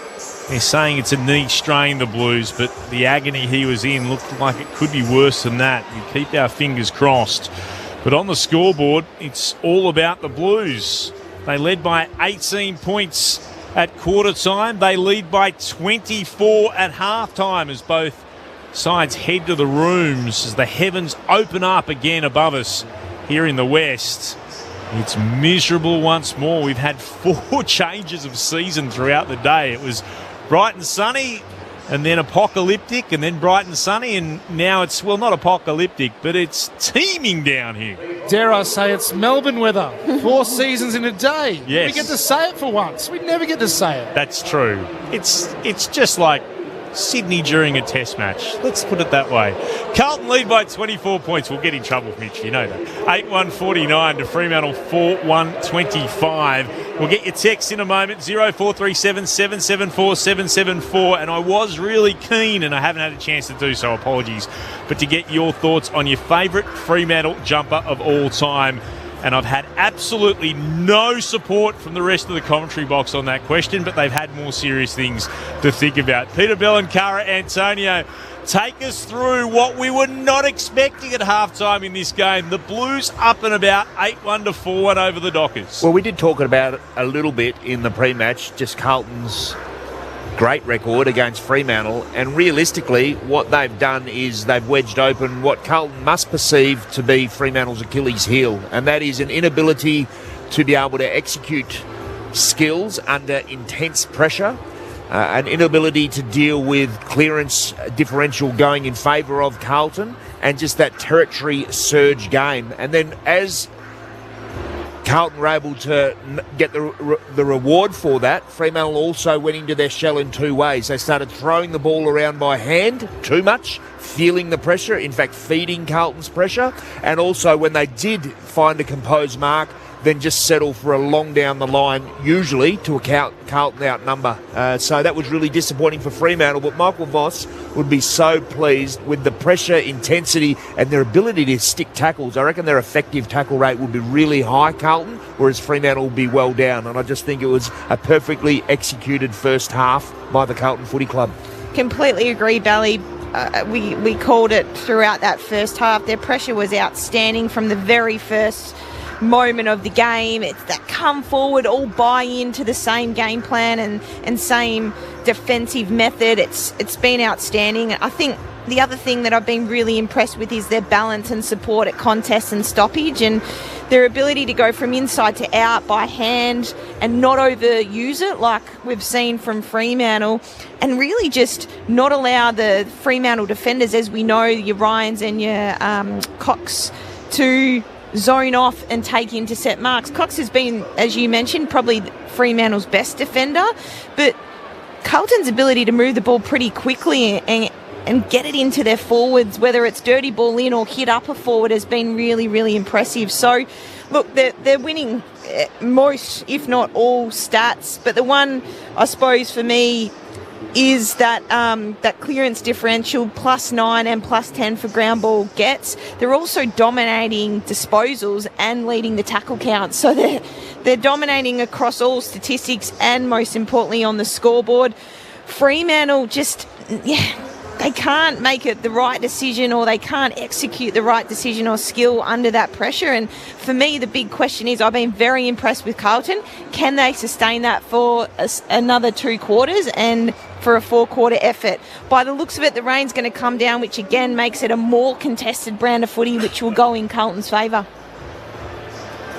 Just the 17 inside 50s for the half for Fremantle, and look, it was a domination for the first quarter. I think at one stage it was 15-2 from memory. So they've had a few better looks in that second quarter, Fremantle, but still outscored the 3-2 for the quarter. And unless they can at least match Carlton's intensity and contest and toughness around the ball, this will be a memorable victory for Carlton. There's a lot to play out. Carlton have been a team that have given up lots of momentum in their games this year. It's been a big area of concern for them, and we also know that they are very good starters into games, generally speaking. So what you would want from Fremantle and the coaching staff is a really calm half-time to identify the areas that Fremantle need to improve in, which I think would be the same as what we've discussed, Cara, and also try and find some ways to reintroduce some dare into the ball movement if conditions allow. If conditions don't allow, then you've got to be better in the contest than what they've currently been in the first half. And the other one for me, you called it first Valley in that first quarter, Lord going to Sarong. Sarong's only had the 5 touches, has been nowhere really near it. He's laid the 4 tackles, had a few clearances, but for me, that's a massive win for Carlton. Lord getting to work. On the other end, he's had the 13 touches himself, 5 ground ball gets, a couple of clearances and 7 tackles. So that matchup from a Carlton point of view is working, and no doubt they'll stick to that. It's obviously helping that Hayden Young, unfortunately, has gone off injured. So it is really the Sarong and Brayshaws that you have to watch. The one for me that probably needs to spend more time inside is Shea Bolton. Give him a little bit of run and dash and a little bit of dare and break the lines, because at the moment they're getting absolutely smashed in contest. Well, 2 areas in particular. Centre clearances at the moment, 11-1 in Carlton's favour. So you're not going to be winning many games at all if you're giving away that sort of differential. And this has been an Achilles heel for a while for Fremantle also. Their inability to get tackles inside forward 50. And I mentioned in the pre-game, they are very much a spacing team, and they want to make sure that forwards have plenty of room to operate, but I sometimes wonder if that means you're not getting enough numbers to contest to try and lock it into your forward 50. Our experts on ABC Sport, Peter Bell and Cara Antonio, here with us in the West. Just a couple of other scores to bring you up to date with before we're joined by the rest of the network. Of course, if you missed them earlier today, St Kilda by 9 points over North Melbourne, 11-12 to 10-9, and Geelong too good for Port by 88 points, 23-15 to 9-11. Jeremy Cameron with 6 goals. He now has 75 for the season. As we welcome our listeners joining us here to Perth Stadium, it's been a weird old afternoon. The weather in Perth has been inclement at best and wild at worst. And the biggest shock, though, for those who've made their way along, who certainly are wearing Fremantle colours, is that Carlton had pretty much dominated this game from the start. They kicked the opening 4 goals of the contest. They led by 18 points at quarter time, and they now lead by 24 points at half time, 8-1-49 to 4-1-25. Having a look at the goal kickers for you for the Blues. Francis Evans back in the team after that concussion he suffered against Stephen May. He's got 2 goals. And the other goal kickers, Motlop, Williams, Fogarty, Akers, O'Farrell and Moyer. The sad news for the Blues, I speak of O'Farrell, who kicked his first goal in AFL football, the 19-year-old in his 6th game. He had to come off midway through the second term with what appeared to be a serious knee injury. He landed awkwardly in a marking contest, but it wasn't the knee that he sort of landed on that caused the real problem. He had to come off the ground. He looked in genuine pain. The Blues tell us they suspect it's a knee strain. We hope that's all it is, but it certainly didn't appear to be great when he was down on the ground by himself holding the knee for a number of minutes. So, yeah, we certainly hope that he is okay from what we've seen. For Fremantle, they've got injury problems as well. Hayden Young, who is so important to them and has only just recently made his way back into the team after a number of hamstring issues throughout the season. He had to be subbed off with what we're told was an adductor injury at quarter time. So Neil Erasmus, the sub, is on for the Dockers, and Corey Durden, the sub for Carlton, is on for the Blues. But that would be a real blow for Fremantle if Hayden Young is unavailable for a couple of weeks as they try to contend in season 2025. The goal kickers for Fremantle, Josh Tracy has 2, Oscar McDonald with 1, and Patrick Voss with 1 as well. If you want to get involved, we've been asking our listeners here about what's your favourite Fremantle jumper from the past. They're wearing a retro jumper today, a throwback to their Purple Haze game of 2003. It's just, well, a two-tone purple, you could say, with rather than the white chevrons at the front, it's got the old Fremantle anchor at the front. Paul says, I'm currently travelling to Perth from Gero. Heaps of rain along the highway.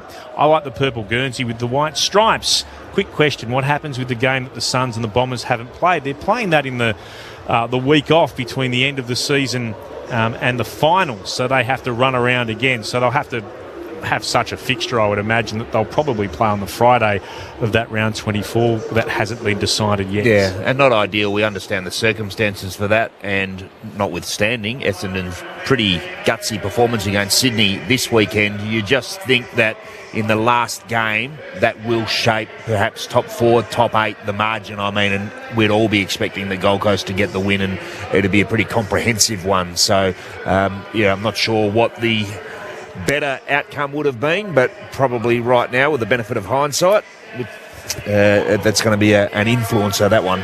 Easy to say with hindsight, though. Some of us said this in the first place. They just needed to say, no, we're swapping this game and you're going to play that. You're just going to do it. No one likes it. I think this is a far, far worse scenario that we've ended up with. Well done for the Gold Coast Suns, though. They know what's going on in that respect. So, a couple of other people telling us, I love the story behind that Jeff Farmer designed jumper and the bird song imagery that they played with, the Indigenous jumpers, the Dockers. That was an absolute ripper. Yeah, I really enjoyed that one as well. Zach and Dom in the car after a lovely visit to Geraldton. The favourite jumper was the red, purple and the green anchor. Bring it back. Today's jumper has no soul. Kevin in Shenton Park. G'day, Clint. The stealth jumper is the Dockers' best jumper. Looks powerful, sinister. The anchor's a bad look, but it gives me a sinking feeling. I love the stealth jumper, Kevin. It's not my favourite. I love the horrible green jumper because it's so bad it's good, but the stealth jumper is a ripping jumper. Rebecca from Freo, the favourite Guernsey, 1,000%, the original, the OG, purple, red, white and green anchor jumper. Yep, that's my favourite. Always and forever praying they'll bring it back for good one day. I reckon put us in that kit and we'll have a flag within the year. So Kara's finally decided that she likes that one. Paul sent us a text from downstairs on the boundary. He likes the 3D one. Mitch has so far absolutely avoided giving us an answer, so I'm going to stare at the bloke who captained the football club. Peter Bell? I actually like the one that they're playing in today. Okay. Just the purple with the white anchor. I like the simplicity. A classic. Looks classy, but doesn't look like it's performing too well today, unfortunately for Fremantle, though. As we heard for our listeners who just joined us, he also took a screaming mark over the top of the current scene. Coach wearing have you found that footage I yet? haven't found the footage, but I have found evidence they both played in the game. Okay. I've seen them both in the Guernsey. We're just going to take Bally's word for it then. I don't believe. You won't hear from me in the second half. I'll be it. searching the internet for this. You've got 30 seconds before you have to take the news. I don't know. The tricolour kind of one down with the three colours down the middle, the white kind of thin strip that separates the three colours for mine for the Dockers. Okay. The purple, red and the green, but the kind of white strip. They use it for they used it train. They've worn it in the last few years. Do you know that no one makes me has think said, of Robert Hadrill. Yeah, Robbie had. Yeah, no one has said, and I always think of Matthew Pavlich wearing this.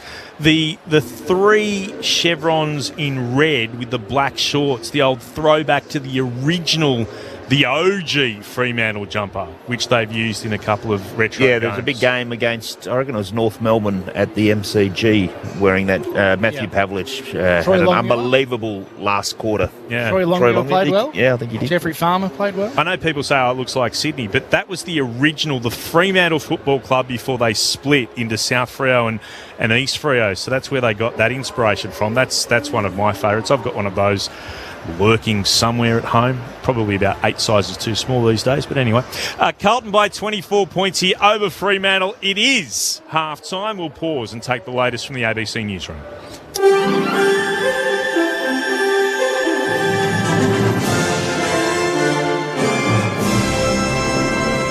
ABC News. Hello, I'm William Howard. Huge crowds of pro-Palestinian protesters have dispersed after their march across the Sydney Harbour Bridge came to a virtual standstill. Jean Kennedy reports. Tens of thousands turned out for the march across the famous landmark, braving the wintry wet weather. Aerials showed the bridge jammed with people, but there were concerns about a crowd crush at the northern end of the bridge, so police sent out a message that the bridge would remain closed for longer so they could turn around and walk back. Some protesters expressed confusion and frustration, with choke points emerging due to the huge numbers. Police then sent out text messages calling for a halt to avoid the risk of injury and told people to head towards the CBD. Meanwhile, a pro-Palestinian protest in Melbourne has also wrapped up. Thousands of demonstrators gathered at the Victorian State Library as organisers advised everyone to remain peaceful. Protesters marched down Swanston Street, then the Bourke Street Mall, before continuing to the King Street Bridge, which was blocked off by police. The bridge is no longer blocked to vehicles, with Vic Roads confirming traffic is now flowing freely. Queensland Police have charged 2 more men with murder in connection with the death of a man south of Brisbane earlier this year. Ned Hammond reports. A 52-year-old man presented to Logan Hospital on January 6 after allegedly being assaulted. He had significant head injuries and was transferred to a specialist care facility but died the next day. 3 men were arrested earlier this year. 2 were charged with murder and the third with offences including torture and kidnapping. Police today arrested 2 more men in Brisbane. They've been charged with offences including murder, kidnapping and torture. They're expected to appear in the Brisbane Magistrates Court tomorrow. A search and rescue operation is continuing across Bass Strait after a light plane disappeared off Tasmania's northern coast. A pilot aged in his 70s and his partner aged in her 60s left the Georgetown airport yesterday afternoon but never made it to their next stop in southern Victoria. The Australian Marine Safety Authority has been coordinating the search since last night with help from Tasmania and Victoria Police. Tasmania Police Northern Division Duty Inspector Nick Clark says the plane is small and bright green. We're asking anyone who's on the coastline in northern Tasmania or traversing across Bass Strait to keep a lookout for any debris, or it could be something as simple as a life jacket, some airplane parts, to contact AMSA or Tasmania Police if you locate anything. A Russian missile strike on a city in southern Ukraine has injured at least 7 people and destroyed or damaged dozens of homes and buildings. The regional governor says 2 of the injured have been hospitalised. There's no immediate comment from Russia about the attack. Ukraine's Air Force says Russian forces launched 76 attack drones and 7 missiles, targeting 8 locations throughout Ukraine overnight, most of which were intercepted. US President Donald Trump is bringing back the presidential fitness test for children at American public schools. Started up in the 1950s to gauge young people's health and athleticism, the assessment includes sit-ups, push-ups, pull-ups and a sit and reach test. It was discontinued in 2012 during Barack Obama's term in the White House. To sport now, the Eels have overcome injury woes to prevail 12-10 over the Dragons in the final match of the NRLW's first Magic round. Parramatta lost 3 players throughout the game but snatched the lead late at Newcastle. Earlier, the Knights picked up a 4th straight win, defeating the Raiders 18-0, and the Warriors secured their second victory of the season, downing the Cowboys 12-6. In the NRL, the Tigers have produced a major upset against premiership contenders the Bulldogs at Western Sydney Stadium. The West dominated the first half, running in 4 tries in wet and muddy conditions. The Bulldogs failed to capitalise on having an extra man late in the game after Tiger Alex Seyfarth was sin-binned. Winger Gerald Skelton told ABC Sport his side executed their game plan. I think defence won our game today, and I'm just very happy for the boys. I think when we defended our areas, basically won us out of the game, so I'm grateful for the 2 points. Briefly in AFL, St Kilda have fought off a final quarter comeback by North Melbourne to win by 9 points at Docklands. ABC News.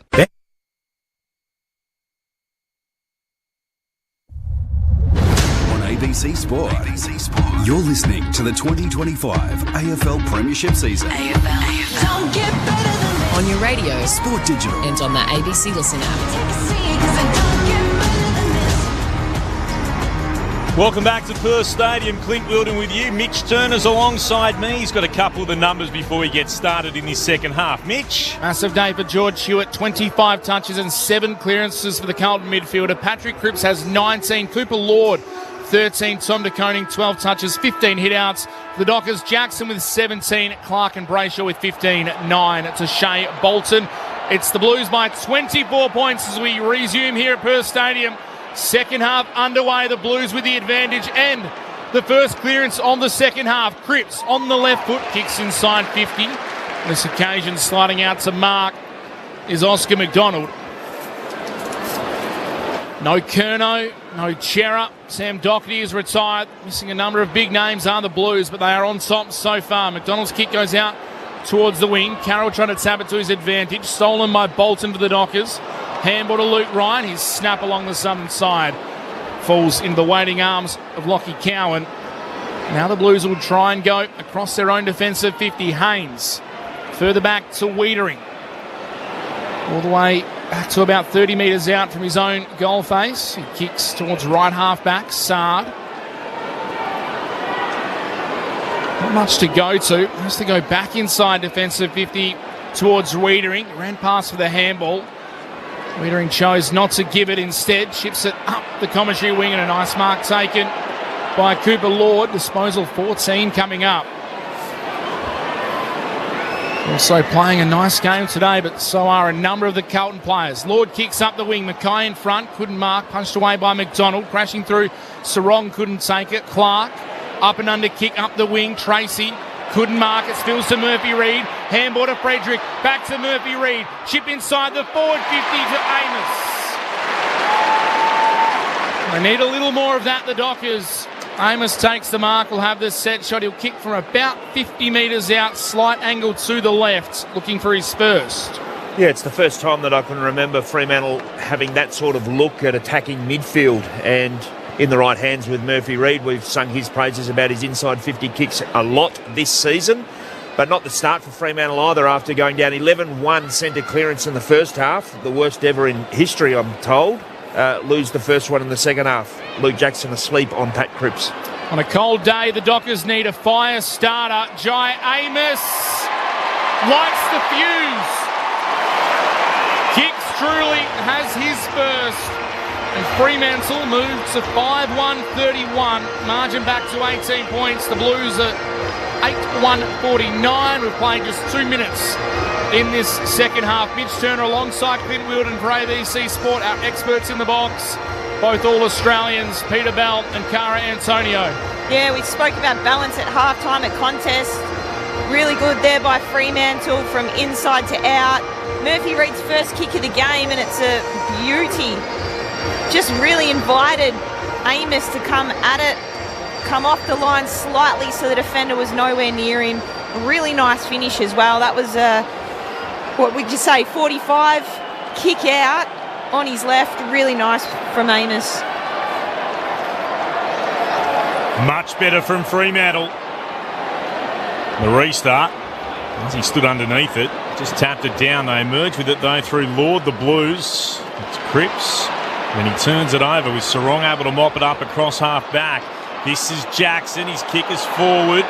No mark taken by Haynes. Switkowski was there, so too Sard. Neither could pick it up. Akers could to Pitternet. Hand pass to Hewitt on the ground. Sard broke a tackle, moved it on quickly to Fogarty. Quick hands to Durden. Quick hands again. It comes out to Akers at left half forward. Kicks inside the attacking 50. Too much on it. Oscar McDonald takes the defensive mark. Not really far enough to be a mark, but it's been paid to Brennan Cox, who then steers it back into the right back pocket to Luke Ryan, who marks a metre in from the boundary, still inside his defensive 50. Would like Brennan Cox to be a bit more adventurous with his kicks. So often they're really sideways, often to Luke Ryan. I think he could have explored the corridor a bit there. Move to Warner, who marked from right half back, kicks to a big pack on centre wing. Lewis Young was up for the Blues, got a fist on it, sort towards the boundary line. Umpire says we'll throw it back in. 0437 774 774 if you'd like to have a chat with us. We're asking you, with Fremantle wearing their retro jumper today, what is your favourite Fremantle jumper throughout history? Mitch Turner. All spun back in, Pitnet, a fresh area in the front of the pack, in front of Darcy. The Blues with hands on it though, Lord coughed it up, it spilled to Durden, onto the ground as the sub for the Blues. His kick inside the forward 50, met by Cox. De Koning shoves him off it, tries to handball it further inside. The forward 50, it's knocked out of bounds. Durden on for O'Farrell, who's been subbed out with a knee injury. For the Dockers, Hayden Young subbed off with a suspected groin. Neil Erasmus has taken his place. So the ball is spun back in, 45 metres out from the Blues goal. De Koning took it out of the ruck, handballed it forward. Mackay out to meet it, couldn't take possession. Cox Also lost over the Dockers. McDonald was clean by hand to Frederick. Tumbling ball outside defensive 50. Voss in front. It's punched away by Haynes and goes out of bounds. What's your favourite Carlton Guernsey? There's a navy one, the white one. We're going to talk about the blue and the yellow they've worn in the past. Commercial one, the commercial light blue one. That was a shocker.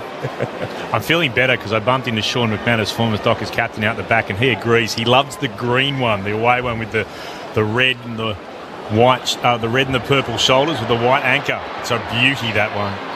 From the restart, Akers takes it over the boundary line. It's okay. He was under pressure right on centre wing for another throw-in. If you joined us in the first half, Hewitt and Cripps had 44 disposals between them. And that Carlton domination out of centre clearance has continued in the second half. They kicked the first 4 goals of the game too, Carlton. That's about where the margin has been for most of it. From the restart, tap back towards the boundary line. It's not kept in. Pitnet getting his hand to it against Darcy. Another throw-in. Still on the southern side of Perth Stadium. The rain is cleared again for the moment. We've got bright blue sunshine. The weather's been all over the shop today. Darcy won it down. Hewitt missed it. Bounced back towards Frederick. Threw it on the boot. Couldn't get it past Sard. Gathered it really well. Hand pass to Haynes for the Blues. Now to Akers on centre wing. Kicked in the direction of Durden. He stretched with the right arm. Couldn't drag it in. Went past him and across the boundary line for a throw-in. About 60 out from the Blues goal. They're heading to the city end of Perth Stadium in this, the third term, to the right of our broadcast position. 8-1-49 the Blues, 5-1-31 the Dockers, 7 gone in the third term. Darcy does his own roving at the source, handballs it back to Jordan Clark, high kick up the southern wing. Underneath is Voss and Haynes, both misread it. The ball came all the way down, bounced off the deck, and then Voss tackles Haynes without it. Umpire saw it, appropriately so, and awards the free kick to 2020 All-Australian Nick Haynes, who handballs off to Carroll. Kicks up towards half forward. Cripps edges Jackson underneath it. Strong mark. Able to roll onto his right boot. Kick it inside the forward 50. Mackay had it punched away by McDonald. It spilled to Sean Darcy. Had one arm free. Taken to ground. Holding the ball. Harry Mackay, the tackler. And we've seen that all round. If you have one arm free and you are tackled, the umpire will pay the free kick. He's laid 5 tackles, Harry Mackay, as well. So that's just shows that across the board they're all buying into their method in defence, either in the forward half or the back half of the ground. Really, really good. He's had a quiet day. He hasn't been able to hit the scoreboard, so here's his opportunity. Harry Mackay to make an impact. The kick looks good. It's just fading to the right. Couldn't finish it off. Minor score to the Blues. 8-2-50 they are. Fremantle 5-1-31, 19-point margin, 18 minutes into the second half. Ryan wanted to play on quickly. He sent it towards the wing, commentary side. Sard got a hand to it. Shoveled out through traffic from Cripps. Trying to wrench it away was Tracy. Hand passed over the shoulder to no one in particular. Murphy Reid went to ground. Cowan gathered. Taken by the opposite two in O'Meara. Down onto the turf. No problems. Ball up the call. Just beneath our broadcast position on the northern wing. Darcy won it down for the Dockers to Reid. Hand pass was very quick to O'Meara. Did well to gather. Kicks immediately. A bouncing football towards the left half forward. It tumbles across the line before Tracy can get there. It'll be a throw-in. 19 points the Blues lead by. 9 gone in the third. Cooper Lord back to Caleb Sorrell. There'll be plenty of nerves around this ground if Freo don't get moving quickly. One down by DeConing. Sarong sharked it though. Hand pass was for Chapman. Couldn't gather. Bounced off his shin. And then off Sard. Chapman was able to get there. Sard tackles him. He worked it out to Dudley. Had to go back to Erasmus. Hand passes back into the centre square. There's Clark. Kicked into Chapman. Couldn't believe it. Lucky bounce for the Dockers. Came to O'Driscoll. Then to Bolton. 49 out from goal. Sends it towards goal. Jackson. I reckon he fumbled it over the line. I think he had the double grab across the line. To push. And they're going to pay the free kick to Jackson. He got shoved as he was trying to mark the football right up against the behind line, and that's probably fair enough. Free kick against Lewis Young. So Jackson will have a chance. He stands on the boundary line at left full forward. twirling the yellow Sharon around in his hands, steps inside, kicks the goal. He's got his first. And he'll leap into the air to high-five his teammates. Tracy and then anyone else in the vicinity. And the Dockers have kicked the opening 2 goals of the third term. And they move themselves back to within 13 points. Carlton 8-2-50, Fremantle 6-1-37. 11 gone in the third on ABC Sport, on ABC Radio, Sport Digital and streaming on the ABC Listen app. Clint Wilton alongside Mitch Turner, our experts Peter Bell and Cara Antonio. Didn't think there was much contact at all from Lewis Young. I've seen, well, that rule, in my opinion, has been relaxed a little bit, the frontal contact this year, and that one was minimal. So Fremantle and Luke Jackson should consider themselves very lucky. It's the turning the whole body away, but that's how you got to contest the ball when it gets there. A bit unlucky. Lewis Young, the Dockers crowd have found their voice. Sarong is starting to find the footy. Handball to O'Meara, was a bit hot along the ground. Coming through, Carlton players have knocked it away to Koning. Tries to slap it forward. O'Meara through traffic. Feigns the handball. Kicks towards half-forward and straight to Lockie Cowan, who marks as centre-half back, and Murphy Reid encroached on the mark. Hot 50. It'll march Cowan to the attacking edge of the centre square. He can go wide. Has a player free at left half forward in Young. This is Flynn Young. Stands about 70 out from goal now. Runs his measure. Kicks it towards the top of the goal square. Big fist from McDonald. Punches it away. Hewitt through traffic. Steps around one. Handballs it straight to Cox of the Dockers. Chips the ball into space inside the defensive 50. And it was a well-weighted kick in the end. And Tracy Marks, defensive side of the 50-metre paint. 2 goals to his name today, Tracy. Kicks towards centre wing. Travels over the pack. Tapped cleverly by Voss on to Bolton. Hand pass forward to Reid. Can't get away from Cowan. That's holding the ball. Great effort from Cowan. Lockie wasn't giving that up.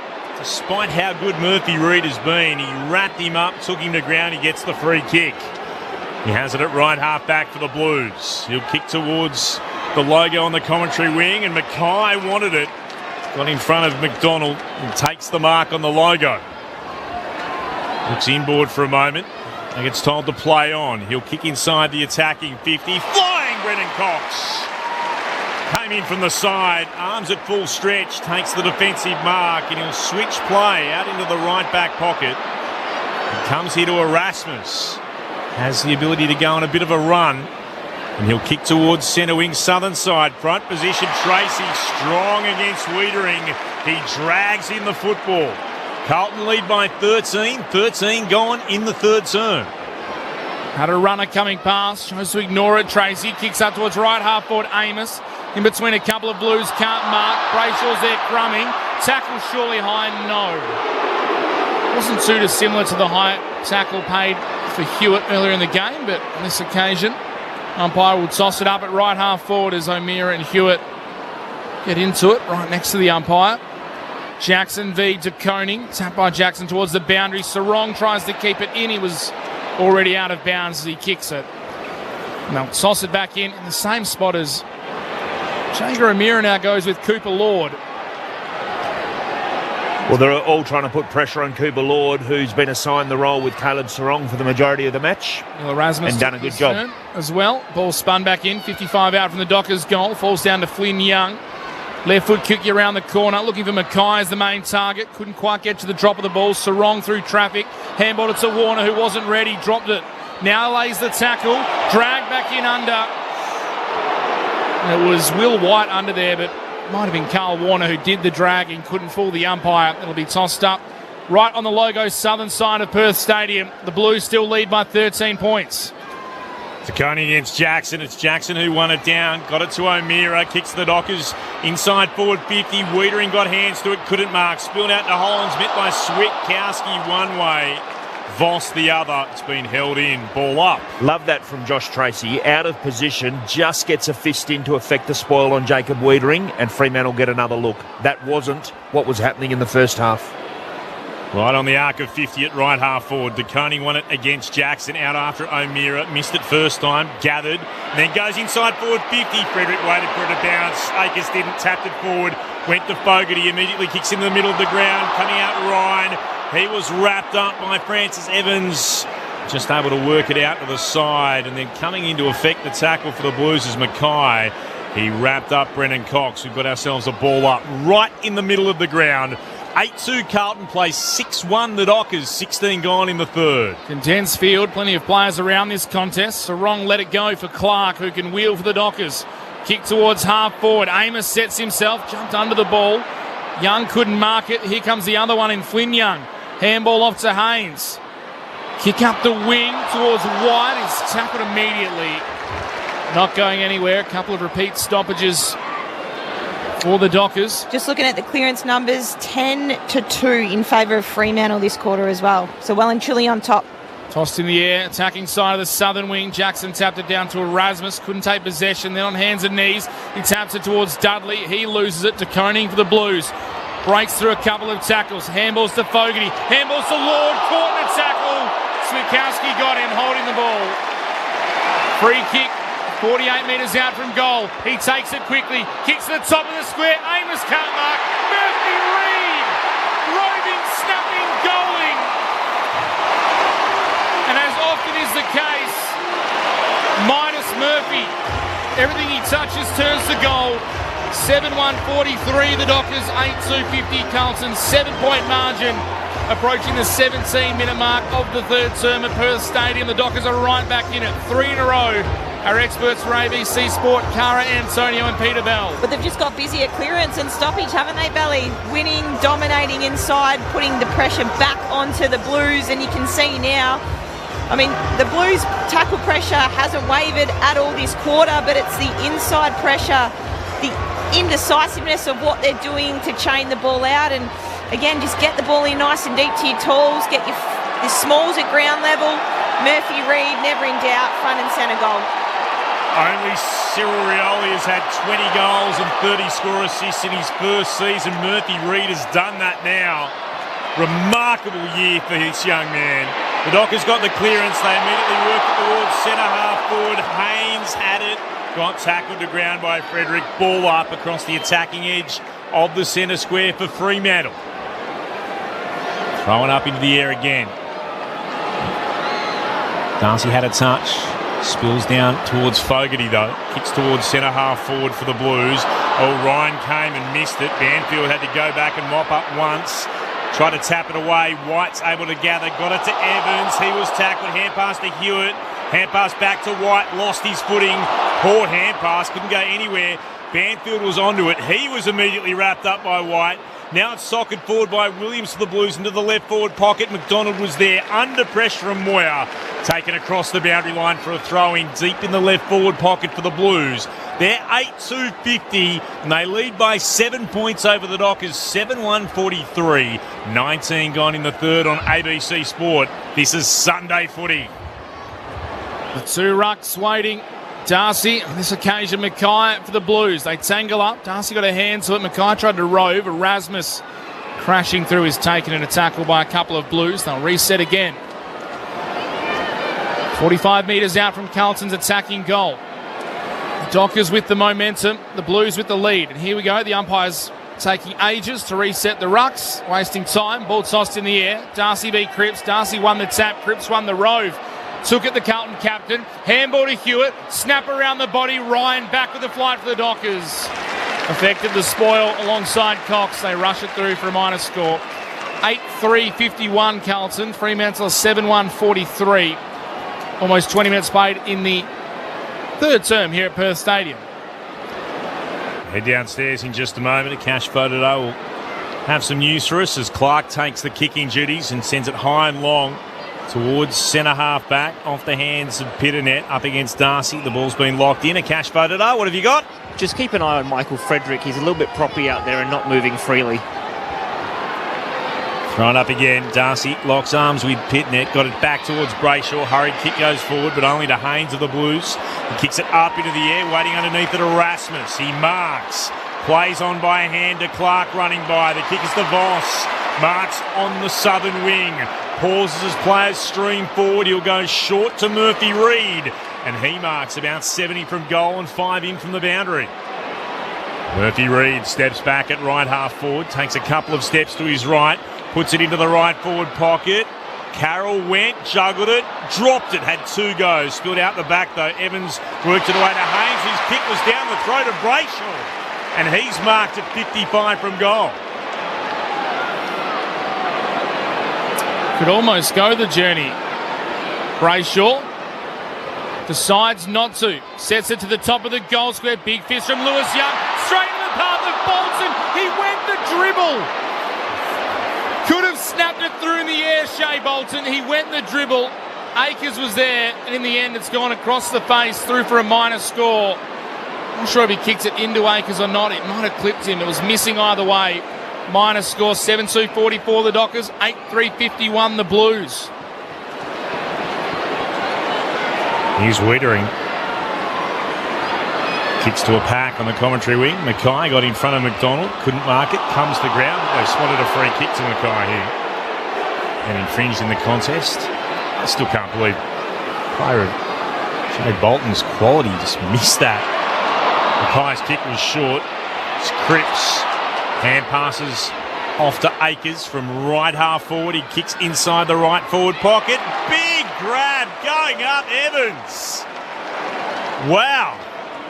For about 4 players surrounding him, that is a great mark. He's already got 2 today, Francis Evans. Go back and add a third and just make things a little bit calmer for the Blues, who've been under siege in this term.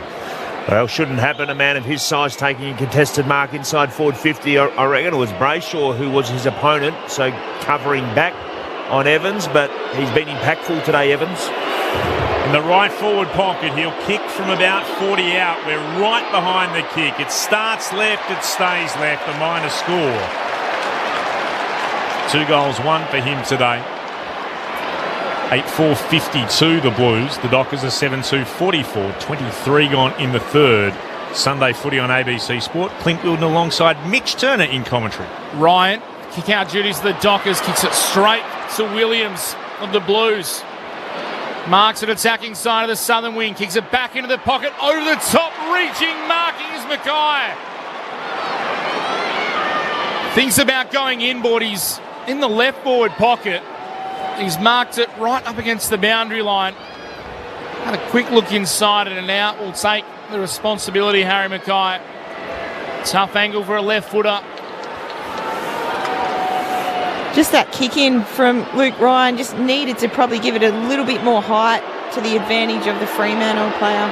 Harry Mackay from the acute angle. Oh, he's perfect. Never in doubt. Mackay gets a much-needed goal for the Blues to stem the momentum of the Dockers. 9-4-58 now, Carlton. Fremantle are 7-2-44. Margin back out to 14 points. Mackay gets his first major of the day. We've played 23.5 minutes in the third term. Cara Antonio and Peter Bell here in the box with us. It's a good question to ask. First of all, terrific kick from Mackay from a very acute angle, but was that the right kick in at that stage of the game? It was the celebrated Ryan to Cox on the junction, but they got caught out of position, and in the end, Ryan had to go for too much on the kick, turned it over, and with the benefit of hindsight, that's not the kick at this point in the game. Well done, Carlton. Ben from South Yarra on the text saying Fremantle honouring the teams of the past who've worn these sorts of jumpers by playing like them. A bit harsh, but fair enough. One down by Darcy in the middle. Cripps getting a kick away for the Blues, and then Durden tried to soccer it forward. It bounced off Warner. Comes back again here to Flynn Young. Gave it to Hewitt for the Blues, and then that's a nice pass. He's able to hit Williams on the chest, and a bullet-like pass inside forward 50. Can't find Cripps. Trying to knock it down was Banfield. He missed it as well. Goes across the boundary line deep in the left forward pocket. It's rude from Ben. Peter Bell wore that Guernsey. What's he saying about Belly? Oh, Belly did laugh in the background. Mike in Perth, the only Dockers strip I've ever liked was the Stealth Guernsey from a couple of months ago. Lots of votes for the Stealth Guernsey. We're asking you your thoughts, the Dockers' favourite jumper. They're in the retro purple jumper today with the white anchor. Thrown back in. Darcy won it down. Trying to emerge with it. Oh, Durden just soccers it forward, but straight into the breadbasket of McDonald, who did well to gather it. Kicks beyond defensive 50. I thought Pitnet was infringing Amos. He was. And Amos will get the free kick at right half back. Of course, if you want to get in touch, 0437 774 774. Both sides have used their subs already. O'Farrell off for the Blues. Durden on for the Dockers. Hayden Young off. Neil Erasmus on. The kick goes up the southern side, looking for Tracy, but Flynn Young stands in the path, and Tracy was blocked out of it. Was picked up on by Cara Antonio, so wins the free kick. Kick and a half from the goals. Kicks it long. Kicks it deep. Darcy is there, but Haynes, as he's done so often in his career, there to take the intercept mark. Yeah, peeled off Michael Frederick and intercepted, as he's done so many times in his career. Has the ball in the left back pocket. Kicks it up towards that wing again. In front, Tracy. They're playing kick to kick. King of the pack in the west. Markers up over east. Jack in the pack. Tracy will send it back in that direction. Looking for Jackson. Can't mark over the top. Bolton Rose ran into his teammate in Jackson. Was forced to handball it back to Amos, who gives it across to Erasmus. His kick is smothered. Didn't go out of bounds. The Carlton players left it alone. Erasmus went back and got it. Kicked it towards the top of the goal square. A couple of Blues collide. And somewhere in there was a shove.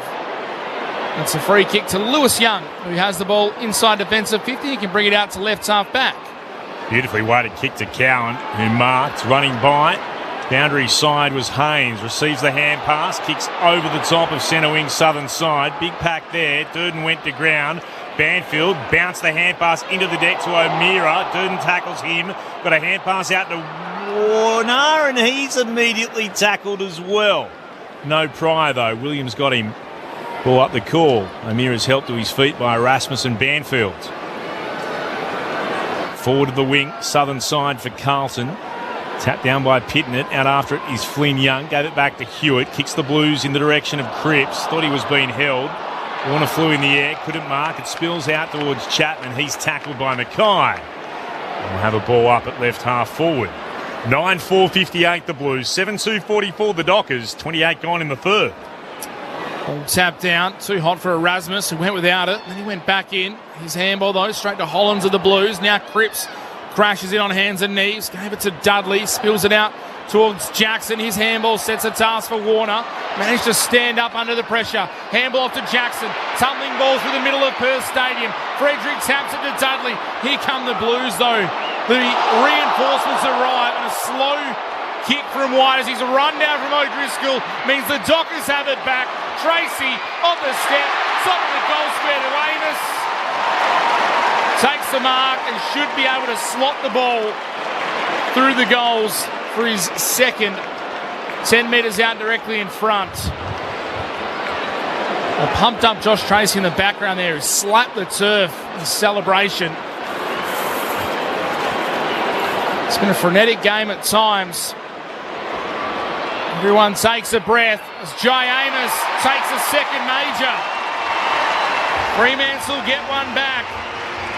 Margin back to 8 points. 8-2-50 for the Dockers. 9-4-58 for the Blues. 29 minutes played in the third term. It's game on here at Perth Stadium. Mitch Turner alongside Clint Wheeldon for ABC Sport. Our experts Peter Bell and Cara Antonio. Love the tackle from Nathan O'Driscoll.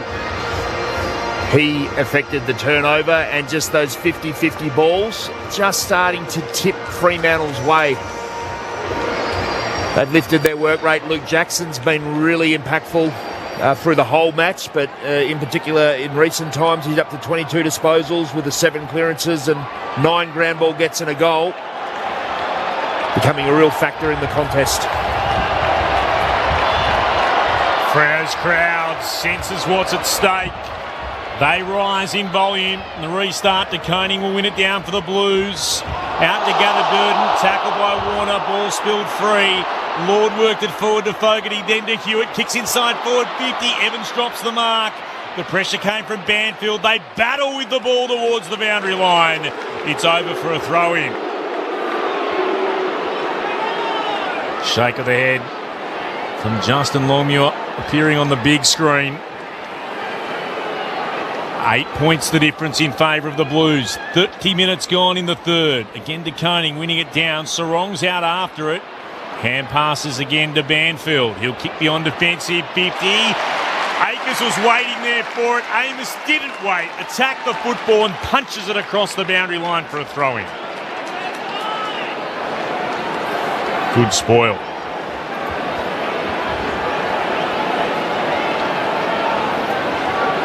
Ball put back into play. Jackson against De Koning. Again, De Koning with probably the more telling tap. Straight down in the direction of Hewitt, who was immediately locked in. Ball held to him by Erasmus. They'll push and shove each other a bit. The ball will come back to the retiring umpire in Jeff Dalglish. Final game today for him. Jackson won it down. De Koning out after it though. Tried to soccer it forward. Then gathers, goes to ground. Hand pass out to Lord. He'll wobble a kick towards goal. Free kick. It's coming down. I was tracking the football, Belly. The free kick was for throw, I think. It's come back. Would have been against De Koning, I reckon. Just flipped it up off the deck. And we'll go to Jordan Clark. Yeah, on the ground. Had the hands in the vicinity, but... Oh, that's out of bounds on the full. Oh, Jordan Clark has kicked that. Can have a shot. Well, we would have to carry about 90 metres. Blake Akers would back himself in, I thought. Yeah, why wouldn't you have a go? They're not going to have a go. No. The umpire says, no realistic attempt here. I'll be picking up the footy. That is three-quarter time. The Blues are 9-4-58 to the Dockers 8-2-50. So what was an 18-point lead to Carlton at quarter time after they kicked the first 4 goals of the game and led 5 straights to 2 straight. Then a 24-point lead to the Blues at half-time. It is now just an 8-point lead to the Blues at three-quarter time. Fremantle have won 11 final terms this year. Carlton have won 9 of them. It's all up for grabs in this final quarter. We'll hear from our experts very shortly, Peter Bell and Cara Antonio. But wherever you're listening on our ABC Radio, Sport Digital and on the ABC Listen app, this is Sunday Footy on ABC Sport. Sean McAuliffe here, back to torment our brightest and best about the treasures they'd save from disaster. Get into trouble for that. Brand new Sean McAuliffe's Eve of Destruction. Fascinating, isn't it? Back Wednesday, August 13 on ABC TV and ABC iView. This is the 2025 AFL Premiership season on ABC Sport. Clark, up and under kick, up the wing. Tracy couldn't mark it, spills to Murphy-Reid. Handball to Frederick, back to Murphy-Reid. Chip inside the forward 50 to Amos. They need a little more of that, the Dockers. Amos takes the mark, will have the set shot. He'll kick from about 50 metres out, slight angle to the left, looking for his first. On a cold day, the Dockers need a fire starter. Jai Amos lights the fuse. Kicks truly has his first. Erasmus hand passes back into the centre square. There's Clark, kicked into Chapman. Couldn't believe it. Lucky bounce for the Dockers. Came to O'Driscoll, then to Bolton. 49 out from goal. Sends it towards goal. Jackson. I reckon he fumbled it over the line. And they're going to pay the free kick to Jackson. He got shoved as he was trying to mark the football right up against the behind line, and that's probably fair enough. So Jackson will have a chance. He stands on the boundary line at left ball forward, twirling the yellow Sharon around in his hands, steps inside, kicks the goal. To Koning for the Blues, breaks through a couple of tackles, handballs to Fogarty, handballs to Lord, caught the tackle. Switkowski got him, holding the ball. Free kick, 48 metres out from goal. He takes it quickly, kicks to the top of the square. Amos can't mark. Murphy-Reid, roving, snapping, goaling.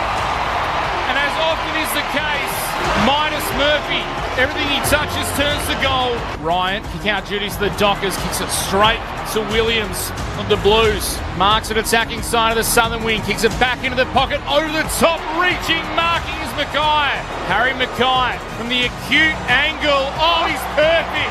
Never in doubt. Mackay gets a much-needed goal for the Blues to stem the momentum of the Dockers. This is ABC Sports coverage of the AFL. On your radio, ABC Sport Digital, and on the ABC Listen app. It's the final game of round 21. Earlier today, St Kilda by 9 over North Melbourne. Geelong thumped Port by 88, but it is game on here in the West. The Blues lead the Dockers by 8 points. They've won 7 of their past 8 over Fremantle, but they've lost 5 of their past 6 against a team that's won 9 of their past 10. Makes sense of all of that. Peter Bell, Cara Antonio. Yeah, great. Sorry, Belly. Great quarter from Fremantle. Obviously a clear direction to get the ball moving and win contested ball inside. They got on top in clearance, +9 for ground ball gets, and +8 for contested possession. They just had better balance at contest. You mentioned it, Belly. Those 50-50 balls were bouncing the way of Fremantle, and they were able to score 4 goals 1 to Carlton's 1 goal 3. And another area that changed quite significantly was, I mentioned in the first half, because of Carlton's pressure and Fremantle's want to throw the ball around by hand, thereby inviting more pressure, and Carlton were good enough to turn it over. They kicked the ball a lot more in that third quarter. I'll just bring up the numbers. It was pretty much 1 for 1 in the first half. In the third quarter, it was 52 kicks to 29 handballs, and that's when they looked their most dangerous, taking the game forward rather than keeping it around the contest and letting Carlton's mids particularly get a hand in, slap it down and get it going Carlton's way, which they've done really effectively in the first half. And Carlton's, you mentioned, that went the other way on that one. They were handballing more in that quarter. Looking at the stats, Peter Bell. The individual stats, though, George Hewitt has 33 disposals to the Blues. Patrick Cripps up to 27. Haynes with 17. Lord de Koning with 16 each for the Dockers. Clark and Jackson have 22 apiece. Brayshaw has 18. Shea Bolton has 14. Fremantle tidied up that clearance stat a little bit. Carlton lead that 39-37. The tackle count 71-64.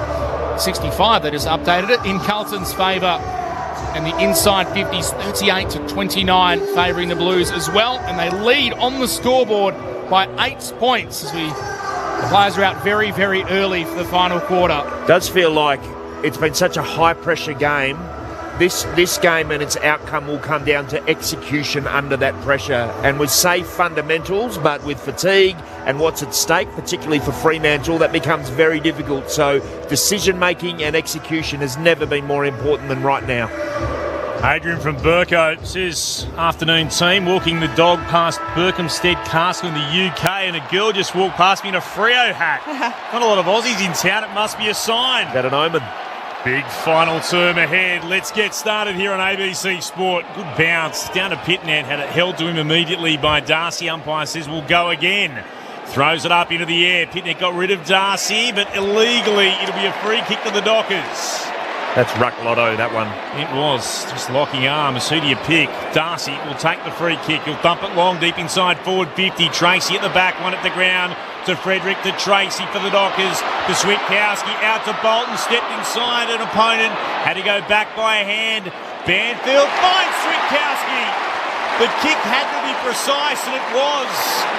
Let's be honest, he's not the tallest man out there, Switkowski, but he was onto his head from the kick of the dangerous Bailey Banfield, and Switkowski marks 35 out from goal on a 45-degree angle to the left.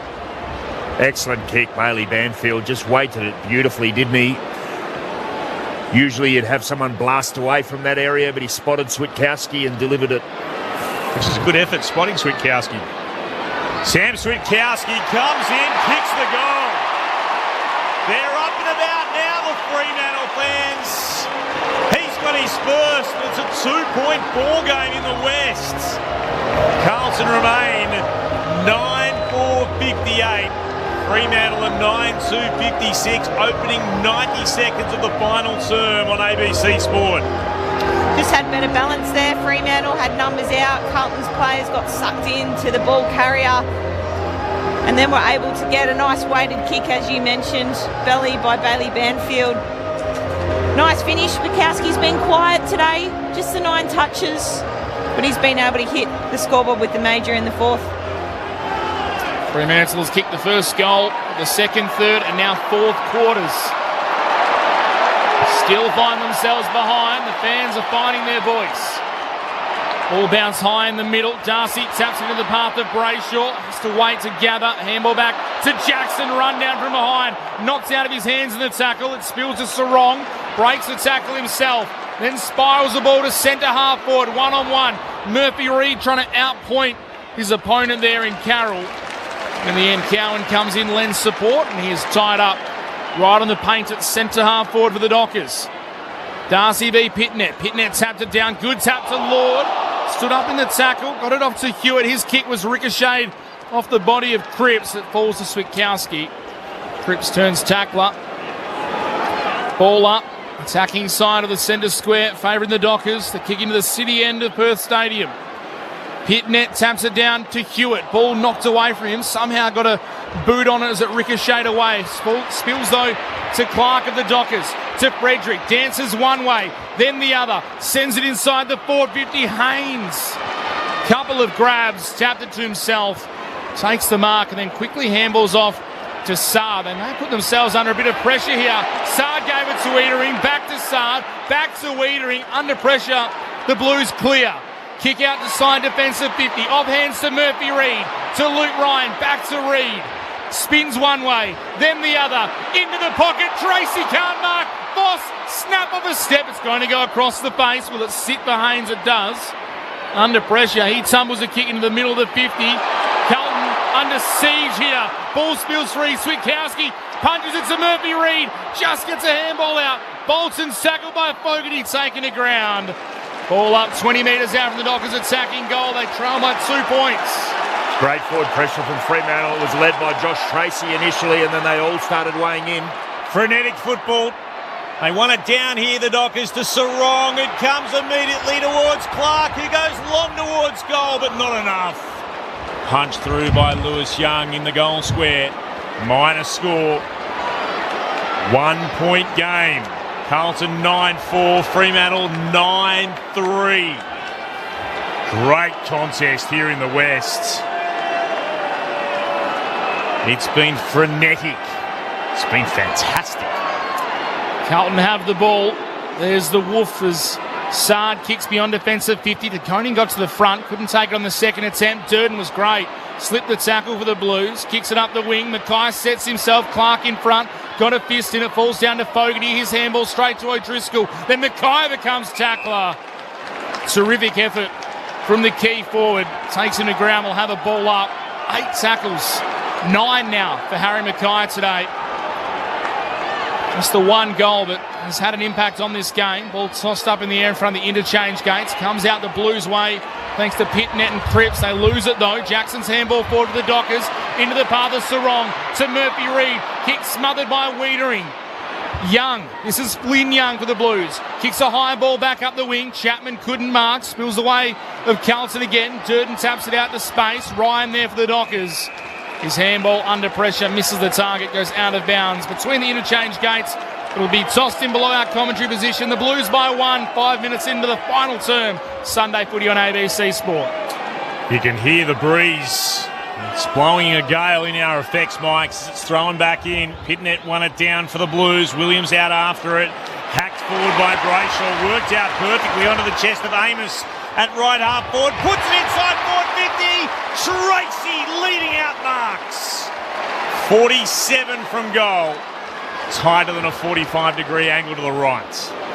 Well, he's been the player in the first, have we been going 5 minutes in this last quarter? Tracy just competing in the air, whether or not he's marked it or not, creating contests and pressure, and now he's got his opportunity to hit the scoreboard to put Fremantle in front. And they have not led all day to give Fremantle the lead for the first time this afternoon. It is gun barrel straight from the boot of Tracy. He gestures to the crowd, get up and about, and they do, as are his teammates. Fremantle hit the lead with Tracy's third. They're up by 5 points, and they're in front for the first time, and that lead comes at the 6-minute mark of the final quarter. 10-3-63 the Dockers. The Blues 9-4-58 on ABC Sport. Our experts Cara Antonio and Peter Bell. Just getting such a better return and clearance now, Fremantle. They were woeful and Carlton were excellent in the first half, but they've gradually just arm wrestled their way back into getting some value from stoppage. Brayshaw's been important. A hack kick off the ground there to Amos, and then Tracy, just that value of a key forward. We saw Tex Walker do it on Friday night. a key conversion from outside 50, just so valuable in today's game. Carlton have kicked just one goal in the last 40 minutes of footy. Fremantle have all the momentum. Sarong trying to win it out of the middle. He taps it towards O'Driscoll. Has some space. Can kick inside the 50. Bolton going back with a flight. Punched away by Sard. Brayshaw on hands and knees. Taps it to Voss. To Dudley. To O'Driscoll, who started it all. Kicks on goal and misses to the right. Minor score. Margin now 6 points. 10-4-64. The Dockers, Carlton, a 9-4-58. 8 played in the final term. Sunday footy, ABC Sport. Sard into the left back pocket to Lewis Young. Long and high beyond defensive 50. Real battle here. Fair mark, Mackay! In from the side. Only had eyes for the football. That's a stupendous mark. And plays on poorly. Kicking it straight to Tracy, who immediately sends it back inside the attacking 50. Reid battles against Cowan. The numbers with the Blues. It came to Wiedering. Back to Cowan. Kicks back to Mackay again, who'll want a slightly better delivery this time off his boot. That was a great mark and a horrible kick by Harry Mackay as he kicks it high. It hangs in the breeze. It might be favouring the Dockers up in the air. It spills away, though, on this occasion, the ball of the Blues. Lord out to Haynes. Down the commentary wing, he finds Evans.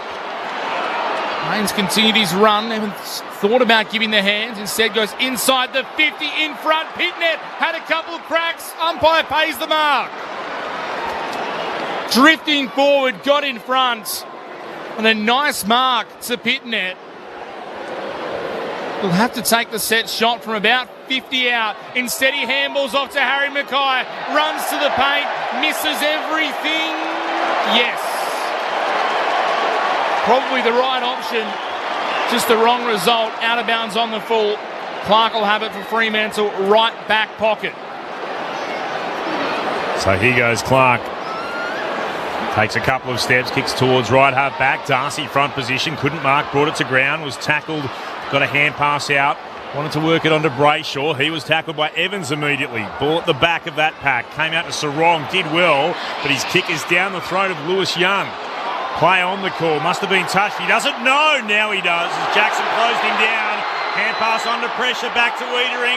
To Lewis Young again by hand to Wiedering. They've got out of trouble, the Blues. Oh, goodness me. He just dropped the football there, Wiedering. And then under pressure sends it towards the boundary line. Insufficient intent. I still can't believe he just dropped the football cold. Put them under genuine pressure. Erasmus will take the free kick in front of the interchange gates on the northern wing. The kick towards right half forward. Oh, Carroll was out to mark. It was spoiled by his own teammate in Sard. To Pitternet. To Carroll again. Then towards Flynn Young. Now to Williams for the Blues. And out towards Moyer, who marks forward of the southern wing for Carlton. Hollands runs on in front of Moyer, who can handball to him. Now the kick into the pocket. Evans is all over the Dockers defender. Boots come off in the process. It's a free kick going to Bailey Banfield. A little dangerous in the end. He's lost his boot. Shot on by Evans. He worked very hard to get to that contest, Bailey Banfield. Long searching run and then positioned himself perfectly. It's a great kick from Williams to Moyer on the wing. Saw the dangerous spot. Bailey Banfield took the space and got the free kick. He lost his boot, so there's a little pause while I feel sorry for Bailey Banfield. That's going to be a soggy shoe now, you imagine, with probably still a bit of a wet surface out there. Just that ability to continue to execute fundamentals. Michael Voss has left the coach's box. He's seen enough. He might be heading downstairs. Banfield kicks it up the southern side. Pitnet had position 1A, couldn't mark. Now he turns into the kicker at ground level, kicks it towards half forward, and Jordan Clark there takes the mark for the Dockers just beyond left half back. 11.5 gone in the final term. The Dockers lead Carlton by 6 points. Clark's kick goes beyond the wing on the southern side. No mark taken. Spills down here to Hollands for the Blues. Got a hand pass inboard. Pretty well. Here's Lord. A bit of a run again towards Lewis Young. Hand pass again to Williams. The Blues away through Durden. Inside forward 50. Out to Marcus Moyer, who kicked a ripping goal to start things for Carlton in the second minute mark of this game from deep in the left forward pocket. at the City end. He's now going to put boots a ball from 45 metres out in line with the right hand behind post. Really good balance at contest and their ability to come through the corridor then test Fremantle. I was about to say that hasn't happened for a while. Brilliant ball movement. This to draw the Blues level again. Kicks on its way. It misses right. A minor score. They've still kicked just the one goal in this half so far at the 24-minute mark of the third. 9-5-59 the Blues. 10-4-64 the Dockers. 13 gone in the final quarter. Long kick out from Clark to the commentary side. The ball hangs up in the wind again. It's swirling out there. Falls to the ground. O'Meara tapped it straight to Sard for the Blues. Handball off to Akers. Kicks on his left inside 50 and Warner. In the long sleeve of the Purple Haze retro Guernsey takes the mark. And goes short to right half back where Banfield can receive. 39,358 in the house. Kick goes up the wing, coming back. Sard able to put the pressure on Amos and it goes out of bounds. Right next to the interchange gate. So 39,358 is the crowd figure, and that is a pretty good crowd considering the horrendous weather we had here in the west this morning. We had hail, had rain, we've had sunshine, we've had wind, we've had everything you could ask for. And now there's a Dockers lead and they win the ball from the restart. Erasmus to Sarong, inside 50. Voss tried to wait out the back. Carlton knock it down. Tracy gathers. Handball to Dudley. Kick on goal. Dribbles it through. Deadly Dudley on cue. Gets his first goal of the day. And Fremantle out to their highest lead of the afternoon. 11 points the margin now. 11-4-70. The Blues are 9-5-59. 14 minutes into the final term. And we've seen this throughout the year.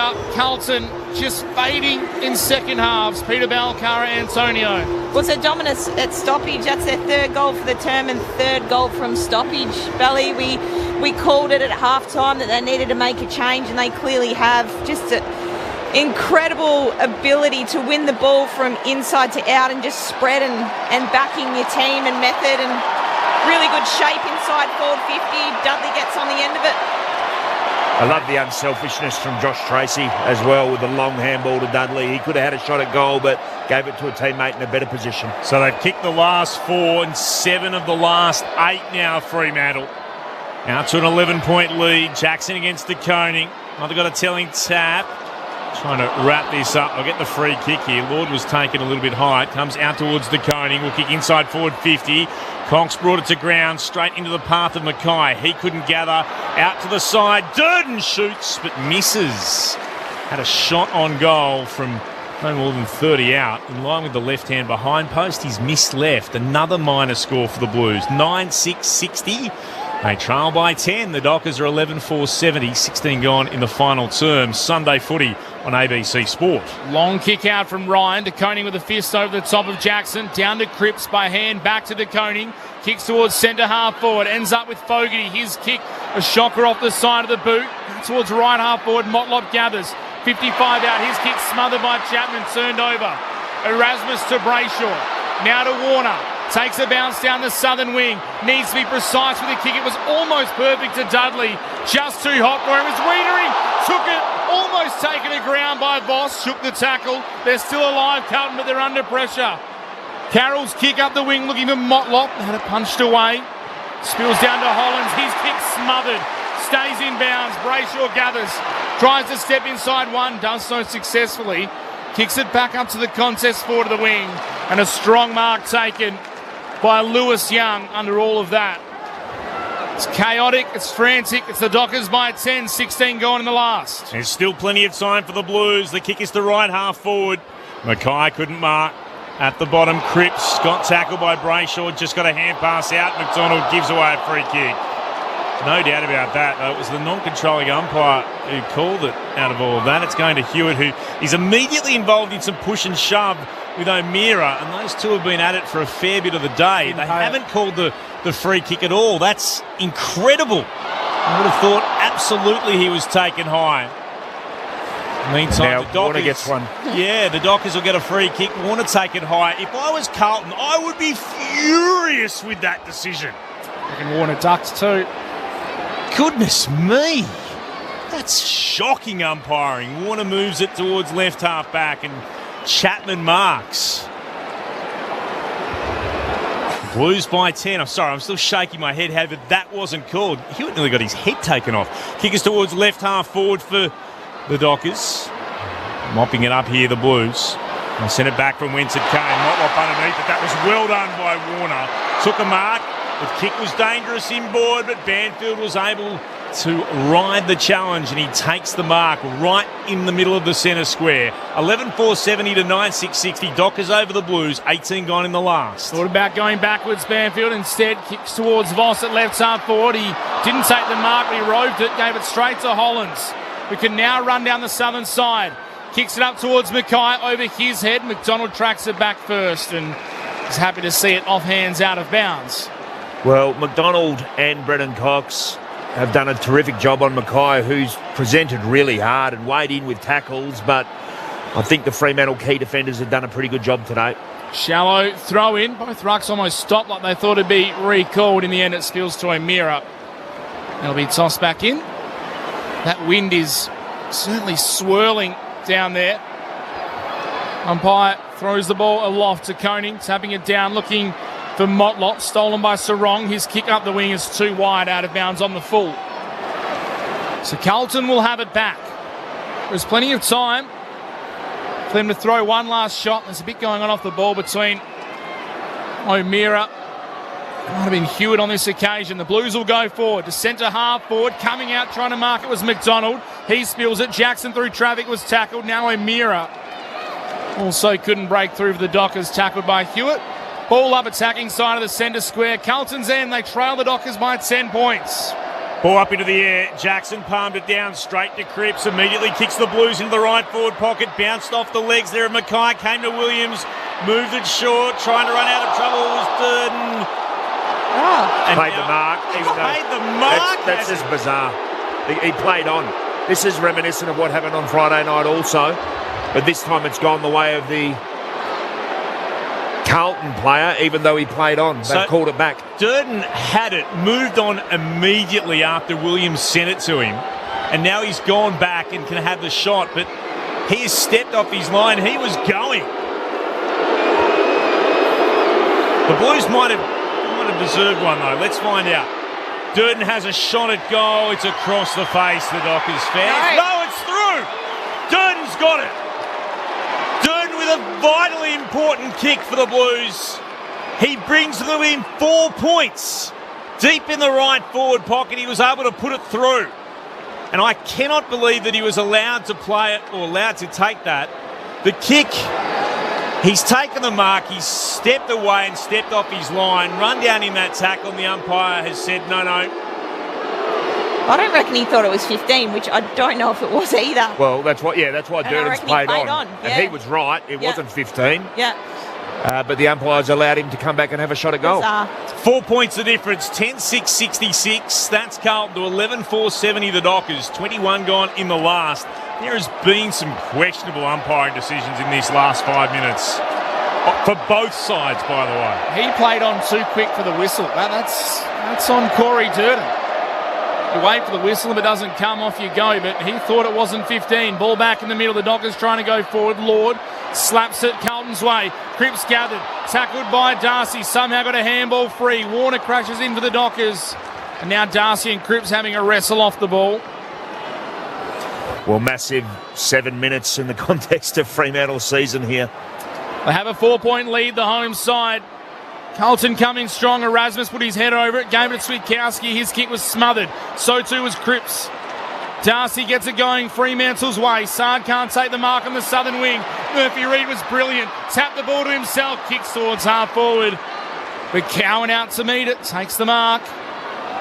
Switches across his own defensive 50 to Lewis Young. The Blues trying to set something up.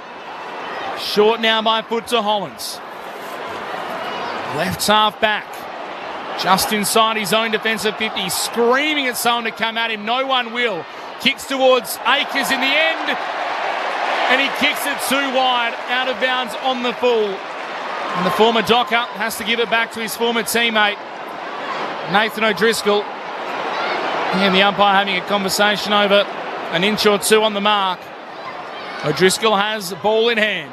Sends the Dockers inside the forward 50. Wiedering with a big fierce. Switkowski trying to tap it to a teammate. Lewis Young was there for the Blues. Got it towards Wiedering, who was brilliant in traffic.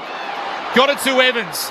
Now short to Lord. His kick too hot for Williams. Spills out of his hands. The Dockers have it back. Ryan to Clark. Tracy's going back with the flight. Can't mark. Wiedering was there. Free kick, Fremantle. And it's going to Dudley. He wasn't the main target in the pack. Might have been against Hollands. We'll wait to see the replay, but Isaiah Dudley already has a goal this quarter. Yeah, that's fair enough too, and it was quite dangerous. Push him into the contest. Yeah. And it was a shove right in the back, and we know that that rule has come back into vogue since Greg Swan's been back at the AFL. Massive kick for the Dockers late in this fourth term. Isaiah Dudley with a Dudley double.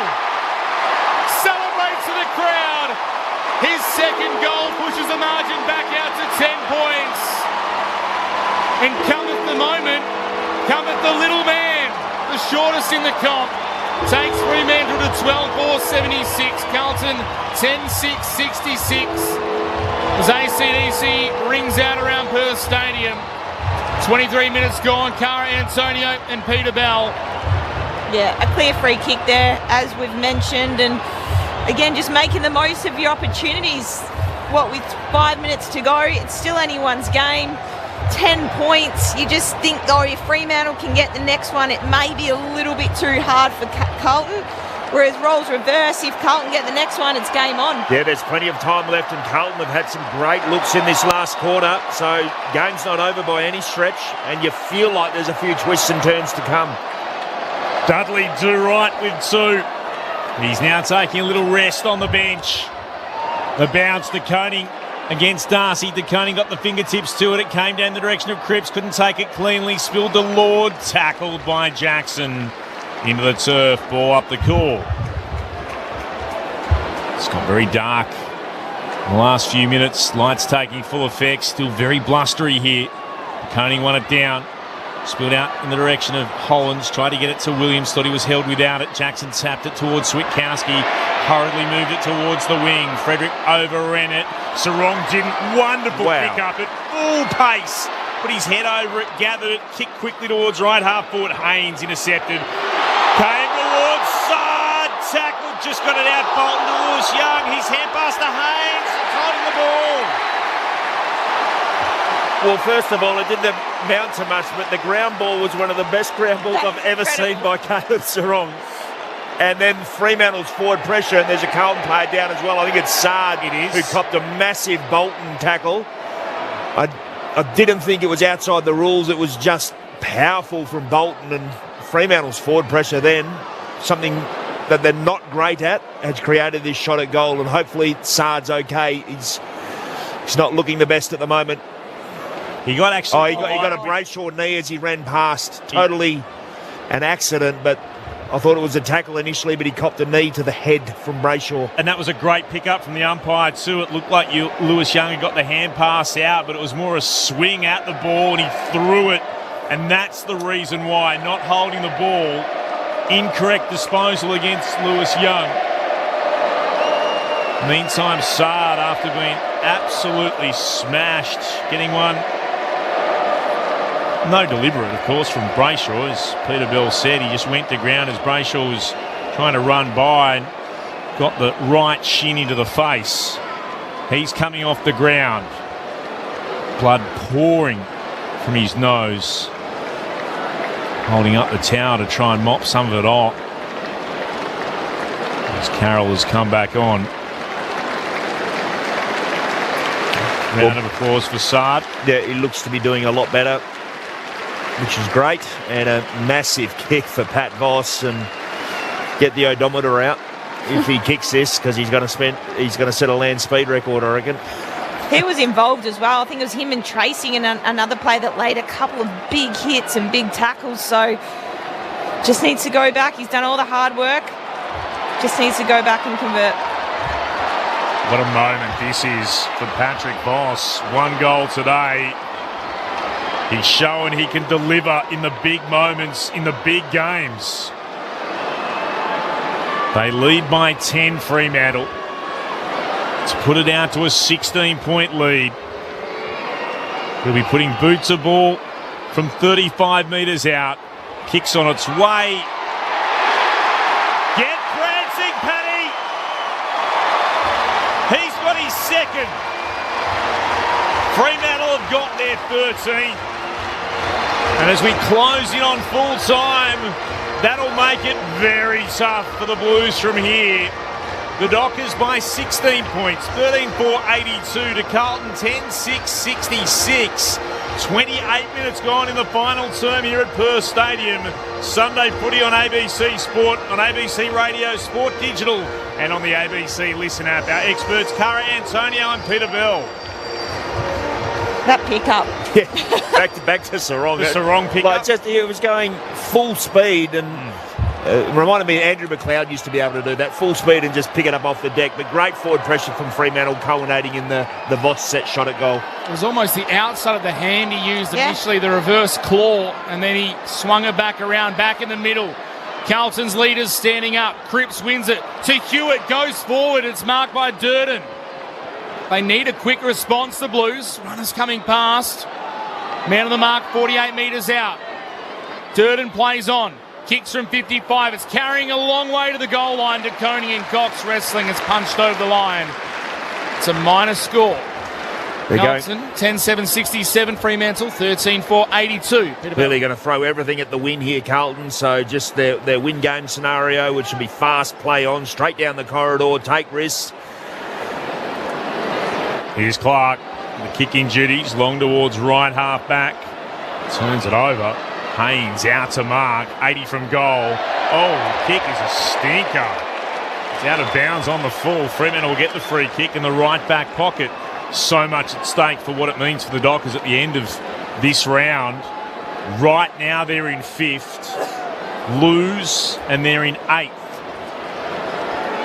Just like Fremantle, their scenarios will be save the game. So do whatever you can, long down the line, repeat stoppage. Exactly what Clark does. Kicks to a contest on the broadcast wing. It's offhand, spills down to Brayshaw. Managed to go back to Sarong. Kicks towards right half forward. Ball's allowed to bounce away from Wiedering. Umpire spots a free kick. It's the Blues. And they move it quickly across half back through Haynes. Now to Holland. Sweeping hand pass. Carroll dragged it in. Did he taken high? No. Tackle came from the Dockers and he wrapped him up, Voss, and that's holding the ball. Team tackle that one. Tracy had him, and then Voss came in. I thought maybe Tracy's tackle at the first might have gone a little bit high, but the umpire wasn't interested, and then Voss came in to assist. So he's got the free kick right on halfway. And he'll send it deep towards full forward. Wiedering in front, brought it to ground. Hand pass for the Blues to Akers. Moves it short again to Cowan. Kicks back into the centre square. Motlop from one way, Clark the other. Neither could mark. Brayshaw's there for the Dockers. Hand pass to Warner, but he's been pinged for a throw. This will come back.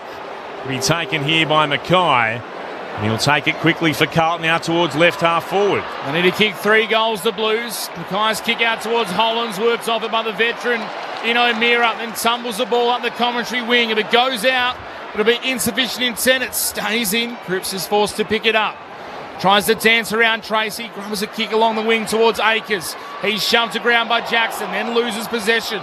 Crashing through Williams for the Blues, tackled by O'Meara. And it's valuable seconds ticking down for the Dockers. Josh Tracy going down to the defensive end. He's taken about 3 game-saving marks this year for the Dockers in the defensive end. That's where he's headed. The Fremantle Dockers are heading the other way. Jackson to Sarong. Dribbles it through the legs of Young to Voss. Here he goes. Patrick Voss prancing into goal. Doesn't kick it himself. Handballs to Amos, who slots it through. Amos's 3rd goal will seal a Fremantle victory. 14-8, 88 the Dockers. 10-7, 67 the Blues. They've been gallant, but Fremantle will hold on. 32 minutes into the final term. Mitch Turner alongside Clint Wheeldon. Sunday footy on ABC Sport, our experts, Cara Antonio and Peter Bell. How smart was the grubber ball from Sarong out of clearance? Just dribbled it through. So hard to defend, one-on-one ahead, and as a defender, just got out the back. Pat Voss loved the unselfishness. This has occurred all night, really, from Fremantle forwards. Gave it to the player in a better position in Amos, and really nice finish.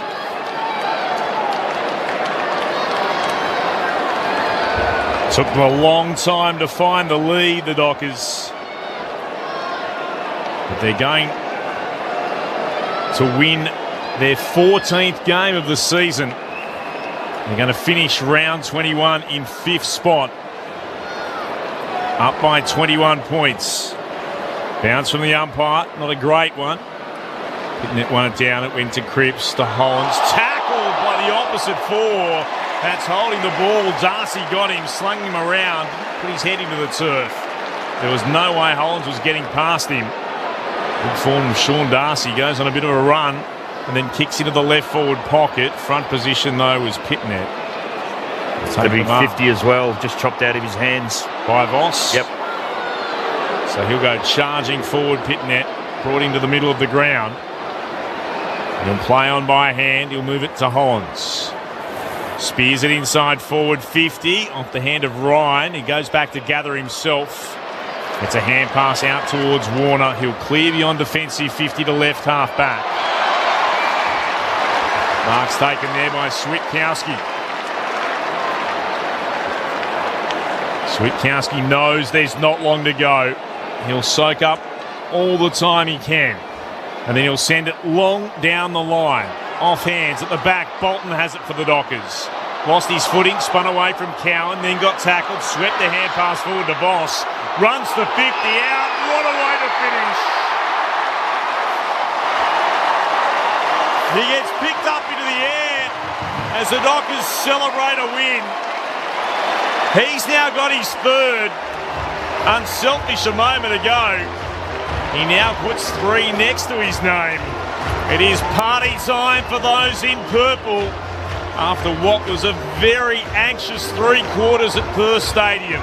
Their lead is 27 points, 15-4-94 to Carlton, 10-7-67. Yeah, a little bit of artistry there from Shea Bolton, who's been dangerous as ever. Probably spurned a couple of opportunities in front of goal, Shea, tonight, that usually you'd put in the book, but that was a great handball after he'd beaten a couple of Carlton players. And 9 goals from Voss, Amos and Tracy. That's very encouraging for Fremantle. They were tested, but in rain, hail or shine, Fremantle's finals dreams continue to burn. They'll finish the round in 5th. They down the Blues by 27 points.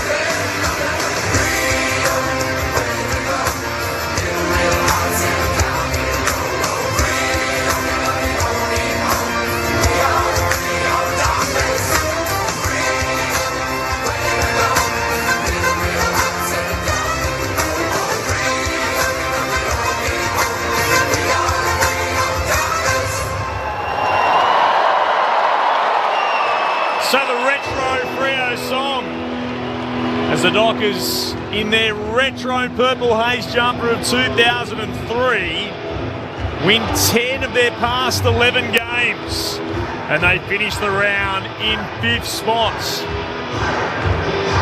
A big win for how they were challenged up against the Carlton side, who for 3 quarters you would not have known the amount of injuries they had, and indeed how frustrating most of the season has been for the Blues. But the Dockers did what they needed to do when it mattered at the ends, and they take the win by 27 points. For Fremantle, Patrick Voss with 3, Jai Amos with 3, Josh Tracy with 3. Isaiah Dudley kicked a couple, and goals to Jackson, to Murphy-Reid, to McDonald and to Switkowski. While for Carlton, 2 to Francis Evans and singles to Motlop, to Williams, to Fogarty, to Mackay, to Akers, to Durden, to O'Farrell and to Moyer. 15-4, 94 to 10-7, 67. Concerns though, injury-wise, certainly the more concerning one for Fremantle, with finals ahead of them, the Hayden Young. How serious is the adductor injury that saw him come off at quarter time to be subbed? We keep our fingers crossed it's not serious for Harry O'Farrell, and knee injury seeing him come off for Carlton in that second term. For the Dockers, they're into 5th. They had their 14th win of the season.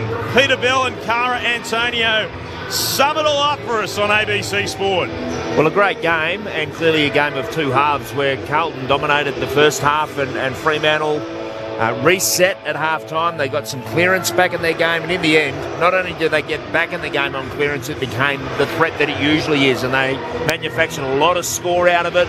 I mentioned before that Justin Longmuir would be thrilled with the fact that all 3 of his key forwards have been influential at various moments in the match. Dudley provided a point of difference as well, but in the end, another professional performance against a team that really took it up to them today in Carlton. And I actually think, even though the margins ended up being what it is, Carlton had some good looks too, and probably missed a few, particularly in Q4 and late in Q3, that could have made the game a little bit closer. But full credit to Fremantle. And the big talking point, aside from the fact that they're sitting in 5th at the moment, Cara, will be what Clint was talking about, and how serious is the injury to Hayden Young. Whilst they will be celebrating this win as they should today, Hayden Young is the player that you really think could turn a final for Fremantle. Not that they're thinking about that right now, but it's going to be so important as to the severity of that groin injury. Yeah, completely agree with you there, Bally. Tale of 2 halves. Carlton were outstanding, and even more so across 4 quarters, I thought their pressure didn't really waver. It was just Fremantle's ability to absorb it and use skills by hand and foot much more cleaner and more decisive than the first half. Fremantle's second half, you mentioned it, in terms of clearances, they were plus 18 in the second half, plus 16 in contested possessions in the second half as well, and stoppage goals in that second half was 6, with turnover goals 5. So you could just see their pressure lifted inside the contest, but they were also able to get clean ball at stoppage and hit the scoreboard.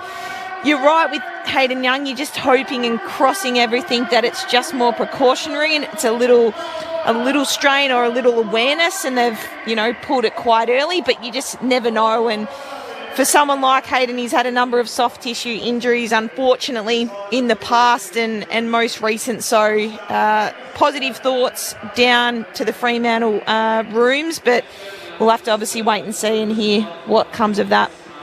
Yeah, the concern was, and again, you don't know if he was limping because of the injury. He might have got a knock, or he might have just been really fatigued when he came from the ground. But he did limp as he came off, which is not a great sign when you're talking about that high adductor area. So we'll wait and see what the result is during the week. But again, Fremantle fans will be hoping that it's not too serious. But again, with his history, any kind of soft tissue come this late in the season is going to be of consequence. So, look, I thought it was a really entertaining game today, and I'm really impressed with Carlton, given there's not much to play for theoretically at the moment.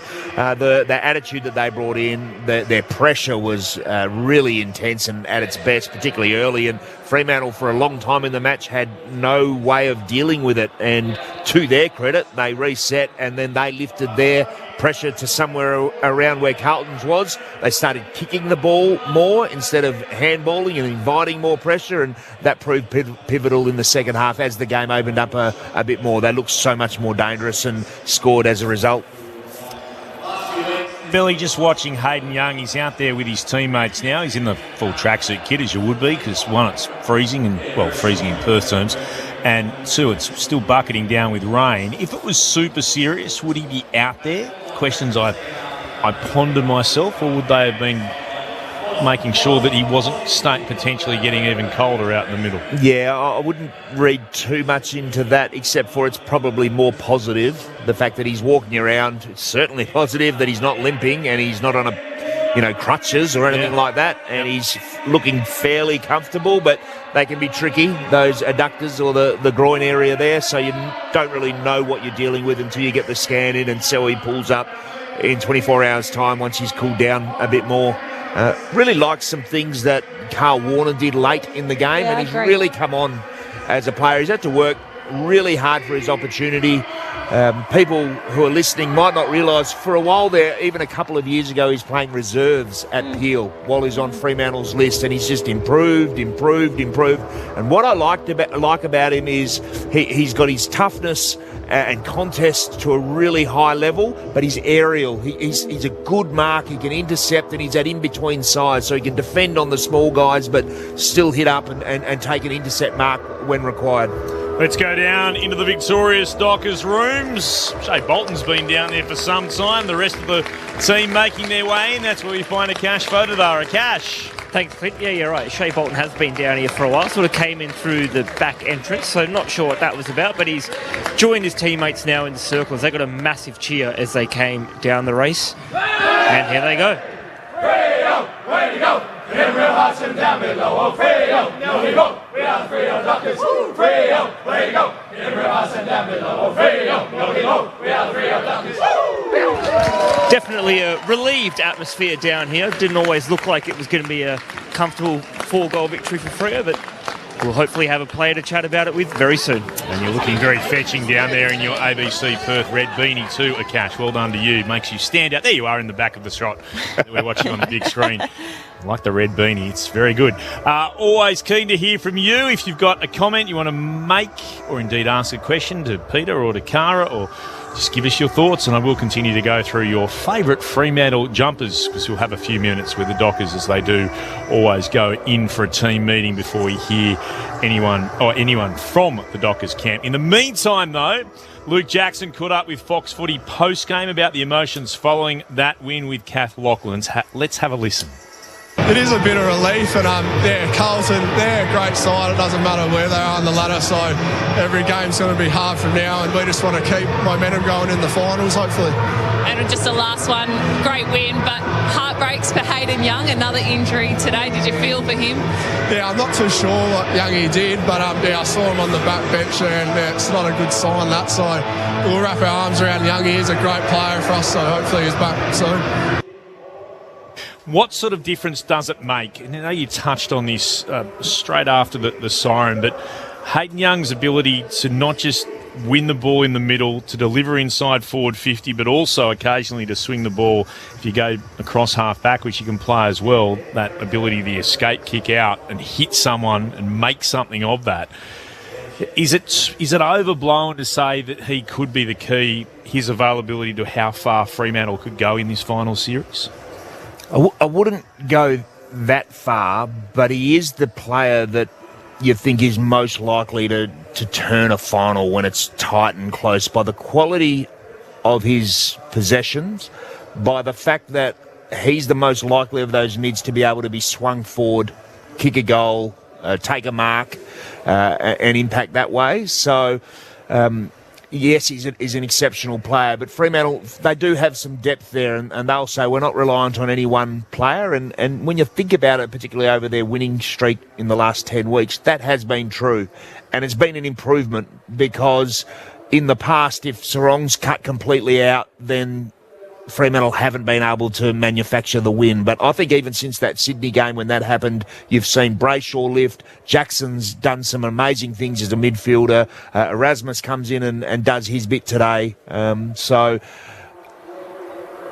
with all that said, they will be very disappointed if it's a longer-term injury for Hayden Young, because, just for all those reasons I've been speaking about, he's that point of difference, I think, Cara. Yeah, I agree. I think, again, back to your point, Belly, I don't think they're relying on any individual. However, I think if they're going to go the whole way, he just adds something different.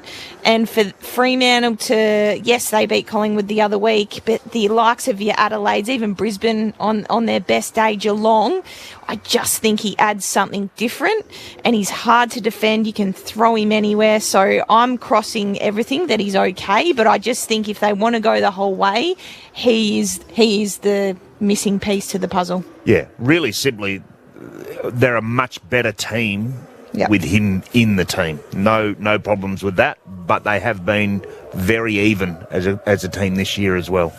I love random observations, and this is a beauty. Stephen's text in from LA. Welcome, Stephen. 0437 774 774. The brand of water bottle in my hotel room is a Voss. Okay. Stephen's obviously staying in a pretty nice hotel as well, if it's on that particular brand of mineral water. It's very expensive, so well done to you, Stephen, for affording to stay there. Marcus is in South Melbourne, where it is actually cold. Remember, Marcus, it's all relative. Well, I think 20 degrees is cold. Please bring back the Dockers green away jumper. Good to see another vote for the green away jumper, the AFL's only ever green jumper. Mentioned that before. It's still my favourite Dockers jumper for all the reasons why, that it's just so shockingly bad. It's good. Rick from Margaret River, who always says g'day to us, wants to just shout out Ben from South Yarra. Yes, in the past, Ben, you would be right about the retro jumper and a certain loss, but not anymore. Heart medicine required for those in purple. It's advanced. The team's now got spirit and ethos and the ability to win. Great call, team. Thank you very much. Yeah, there's a lot to play out in the season, even in the regular season, but it's those types of wins, and I agree with Rick a little bit there. In the past, with what the onslaught of what Carlton presented Fremantle with, I'm not sure they would have clawed their way back into the match. Teams of even last year, or maybe even earlier this year, but that's been their growth, that's been their experience, and that they've got a bit more, I guess, backbone behind them, I feel like, and trust in each other and the coaches as well. So well done. And I absolutely accept where Rob from Greensboro is coming from when he sends his text. If this is what Freo dish up against a non-contender like Carlton, especially how happy they seem about it, they're kidding themselves come September. And I understand why people have that theory, but Freo's problem this year has not been beating teams in the top 9. It's been falling over in games that you would absolutely expect them to win, which I know sounds ridiculous, but that's that wonderful term we use. That's the dockery thing about this team. And even Justin Longmuir spoke about that. The stats reflect that. They've got up with the best record against the top 9 in the AFL. It might even be the best. Well, going through, have a listen to this, Billy. From round 10 onwards, but GWS, they've rolled. Gold Coast away, both of those games away from home, won both of those. Beat Hawthorn, beat Collingwood by a point at the MCG, but then have lost to the likes of Sydney and then struggled against Carlton here. That's just the situation they seem to find themselves. And earlier in the year, lost the games to Melbourne and St Kilda, who are, nowhere. Wherever they are on the ladder, 12th and 14th or something like that. So that's, getting up for the big games. The 2025 version of Fremantle hasn't been the issue. And from here on, every single game, even in the last month, I suppose, every game has got a lot riding on it. Peter Bell and Cara Antonio with us, our experts on ABC Sport, as we wrap up Sunday footy. The results today, just repeating, St Kilda by 9 points over North Melbourne. Geelong smashed Port by 88 points. Jeremy Cameron, by the way, for those following along, and I'm certainly one of those. I'd love to see someone kick 100 goals in a season. He got 6 today, so he moves to have 75 for the season so far. And with games to come against Essendon at the Cattery, Sydney at the SCG, Richmond at the MCG, and you would imagine that they're likely to get at least 2 finals, the Cats, there's a big chance of being able to get those 100 goals in the season. We keep our fingers crossed for them. What do you make of Nick Haynes and why Carlton had picked him up?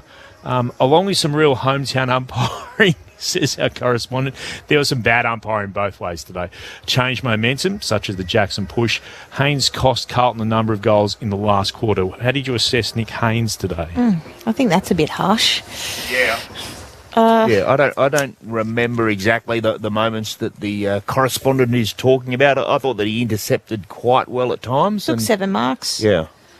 Penetrated the ball well off half-back. I mean, again, I think, as we've mentioned, the pressure that lifted in Fremantle's forward half of the ground, especially in that fourth quarter, was outstanding. And a number of goals in that last quarter came from pressure and turnover. So, yeah. I don't really get caught up in umpiring discussions, but I did feel during the day that Fremantle were getting the rub of the green, which can happen. It's got to happen in most games, but that's just how it felt, that some of the pivotal decisions might have gone their way when they needed them most.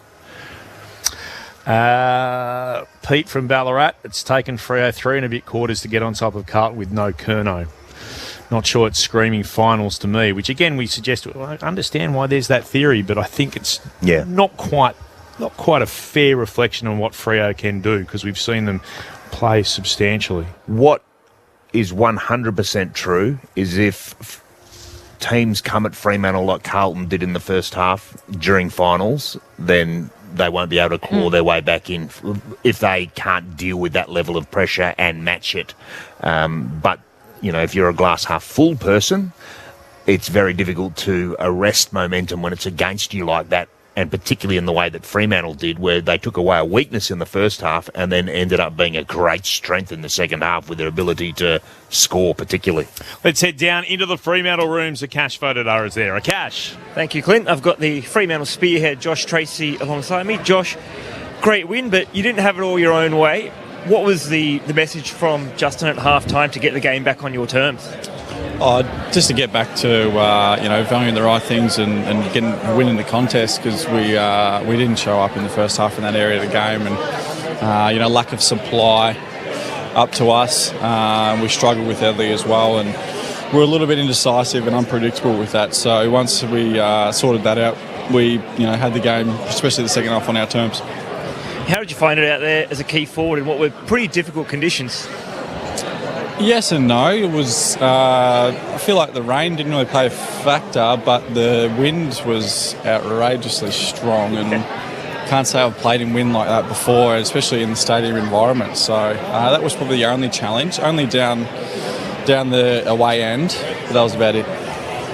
And speaking of the forward line, how you guys have gone, you hit the scoreboard today. Jai Amos has got back on the scoreboard the last few weeks, and Pat Voss has continued his good form as well. How are the three of you, plus Luke Jackson when he comes down there, how do you guys all sort of work together and make sure you're not getting in each other's way and that sort of thing? It's just back on the lot of the stuff we do during the week. We do a lot of stuff, watch a lot of vision together, and how we can best work together to, exploit opposition defenders. And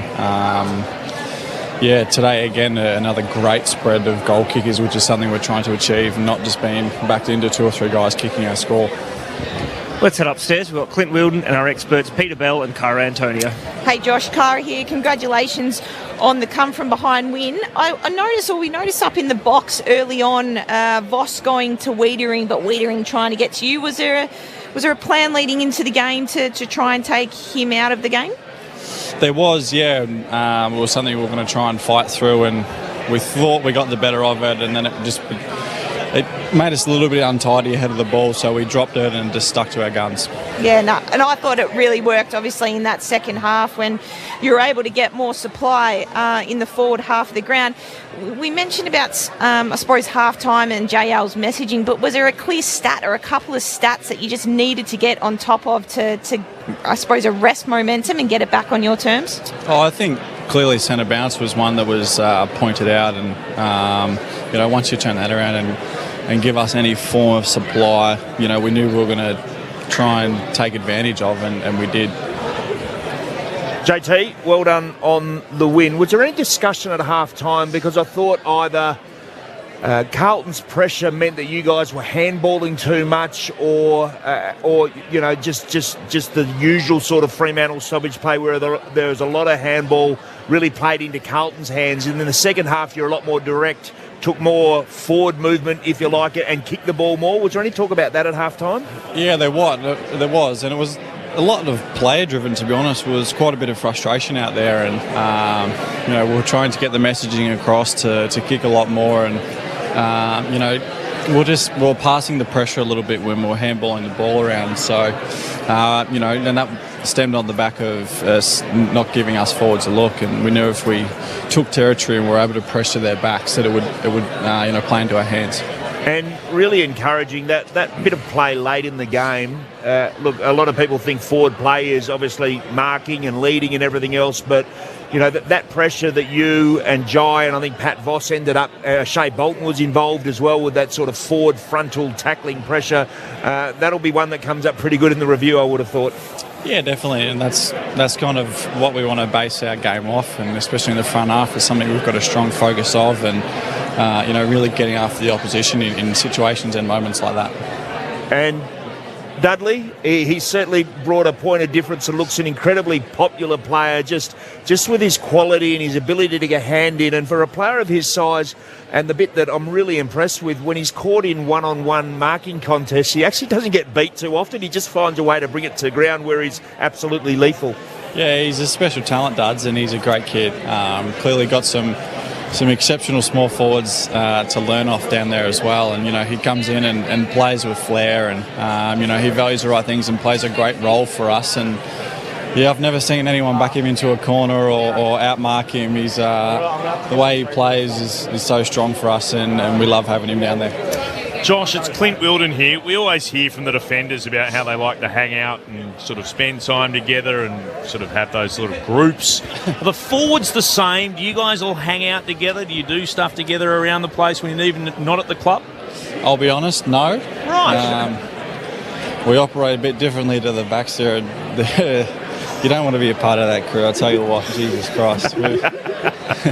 Why is that? It sounds like they're codependents, whereas the forwards are, got a bit more independence. You know how it is, Valley. The list of names in that lineup down there, it gets different. And more like a support group, the defenders, isn't it, for each other?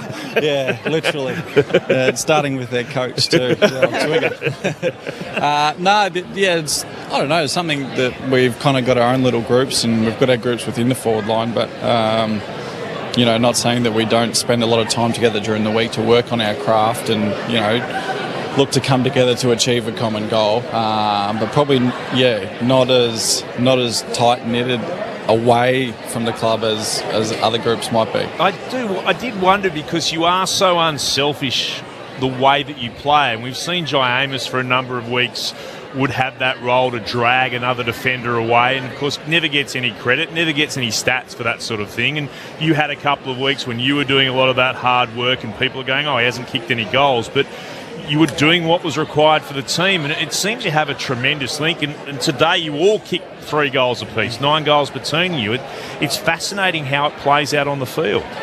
Yeah, that's another part of, on top of our really good pressure we want to bring inside the forward half. It's being a selfless forward group that can, we all can play any roles, tall or small, when we have to, and just covering for each other when stuff happens, and really being able to adjust to the game that's in front of us, because stuff does happen, and I feel like we're a tight-knitted group that's able to move on and catch when someone does drop off. I want to go back a number of weeks. This is a long time. We haven't spoken to you since. But we noticed, Patrick Voss, the celebrations are a bit muted compared to what they used to be. And I know you were on the receiving end of that at one stage.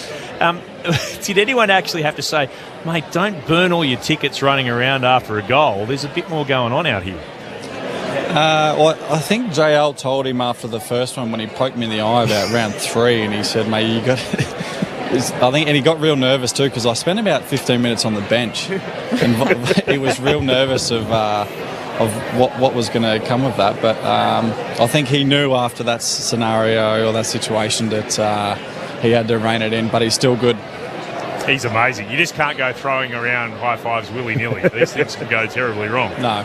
It's a unique mix and a really productive mix that you guys have got going there at the moment, JT, but one player who, since he's come back in, he's been in great form, a bit quieter tonight, but just the value of Sam Switkowski for his spacing, for his communication, for his defensive pressure, and he's been able to pop up at the right time and hit the scoreboard as well.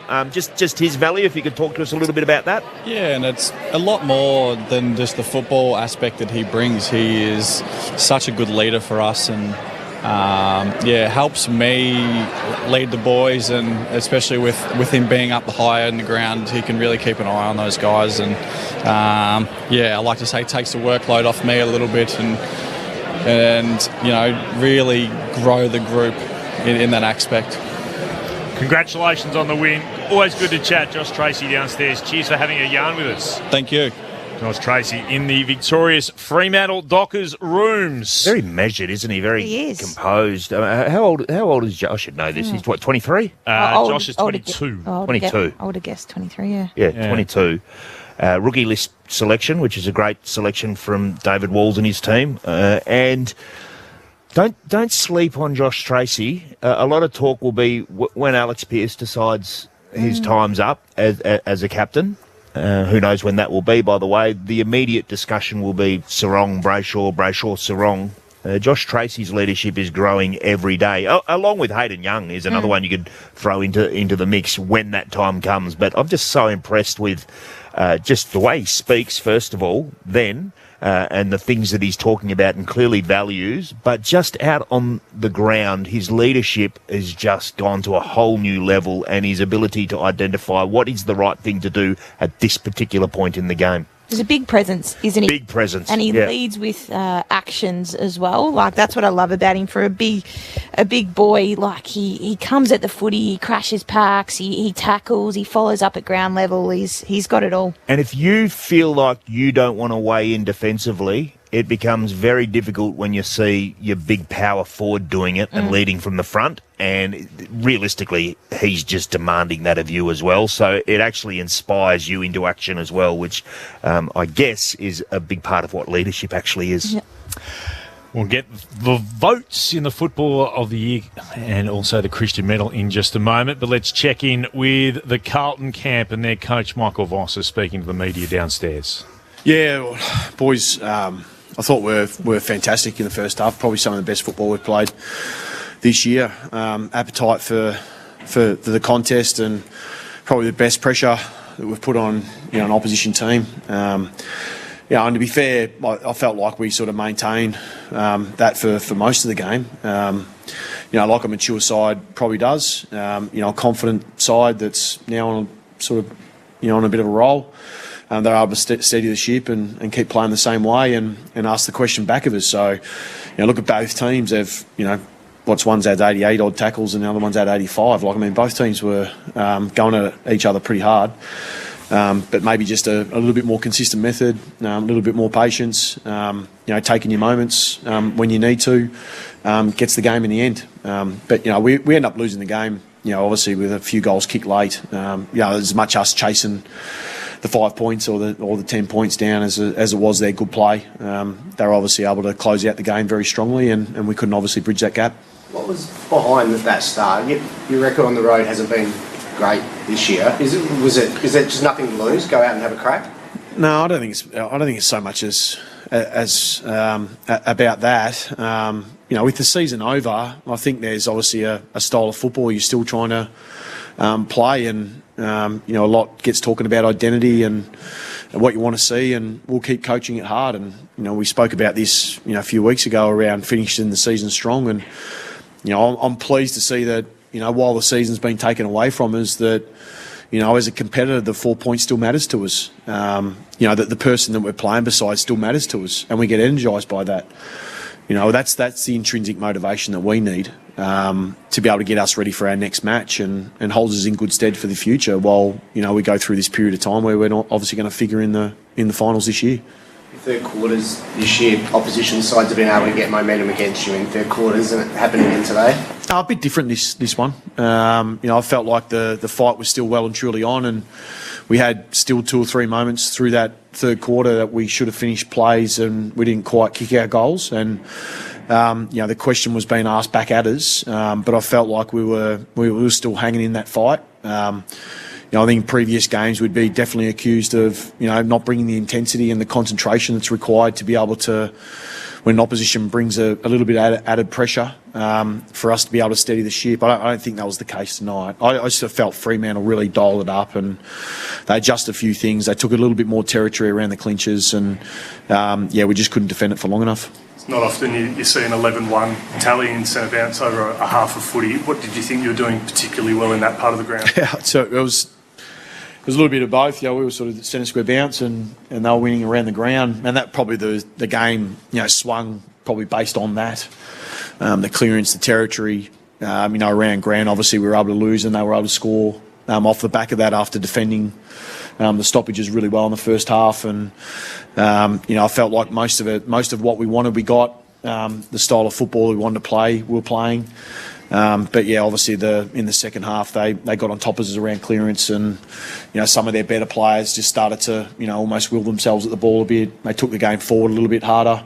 And put us on a little bit of pressure. Like I said, we still had our opportunities. Even late, we still had our opportunities, but we weren't able to take them.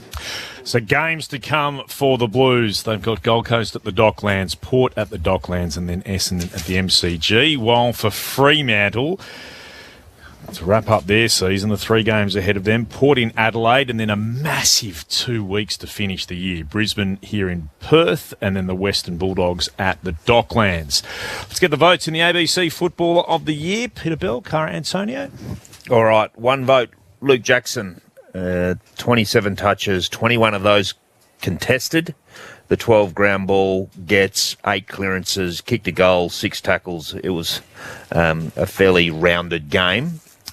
2 votes, Pat Cripps. I usually don't like doing this because they spend a bit of time on each other, I reckon, and you could probably throw George Hewitt in there as well. But in the end, I thought Cripps was Carlton's best player. 36 touches. He had 21 contested as well. 12 ground ball gets, 8 inside 50s, 9 clearances, 9 tackles. It's a pretty serious game for Paddy Cripps, and just had impact and had presence, to use Cara's term of earlier. And 3 votes over the course of the 4 quarters, just his ability to take ground. Jordan Clark from Fremantle, who must very much be in the frame for that All-Australian team, acknowledging that halfback area is absolutely stacked, but another 759 metres gained. He intercepted aerially, 5 clearances, 4 tackles as well. I thought Jordan Clark was the best player on the ground. So Jordan Clark with 3, Pat Cripps with 2, Luke Jackson with 1. The 1 vote for the Christian Medal. Got a bit of a surprise. I'm going Oscar McDonald. I didn't see him make a mistake today, really. I thought he defended really hard. Early, I thought Brennan Cox, he won the crucial battles against McKay, but I just thought Oscar McDonald was exceptional today. Kicked a goal as well. He can have 1. So we better wrap things up. That's how it finishes. Fremantle by 27 points over Carlton, Geelong by 88 over Port, and St Kilda by 9 points over North Melbourne. On Sunday of round 21, Clint Wilden on behalf of the team. Bye.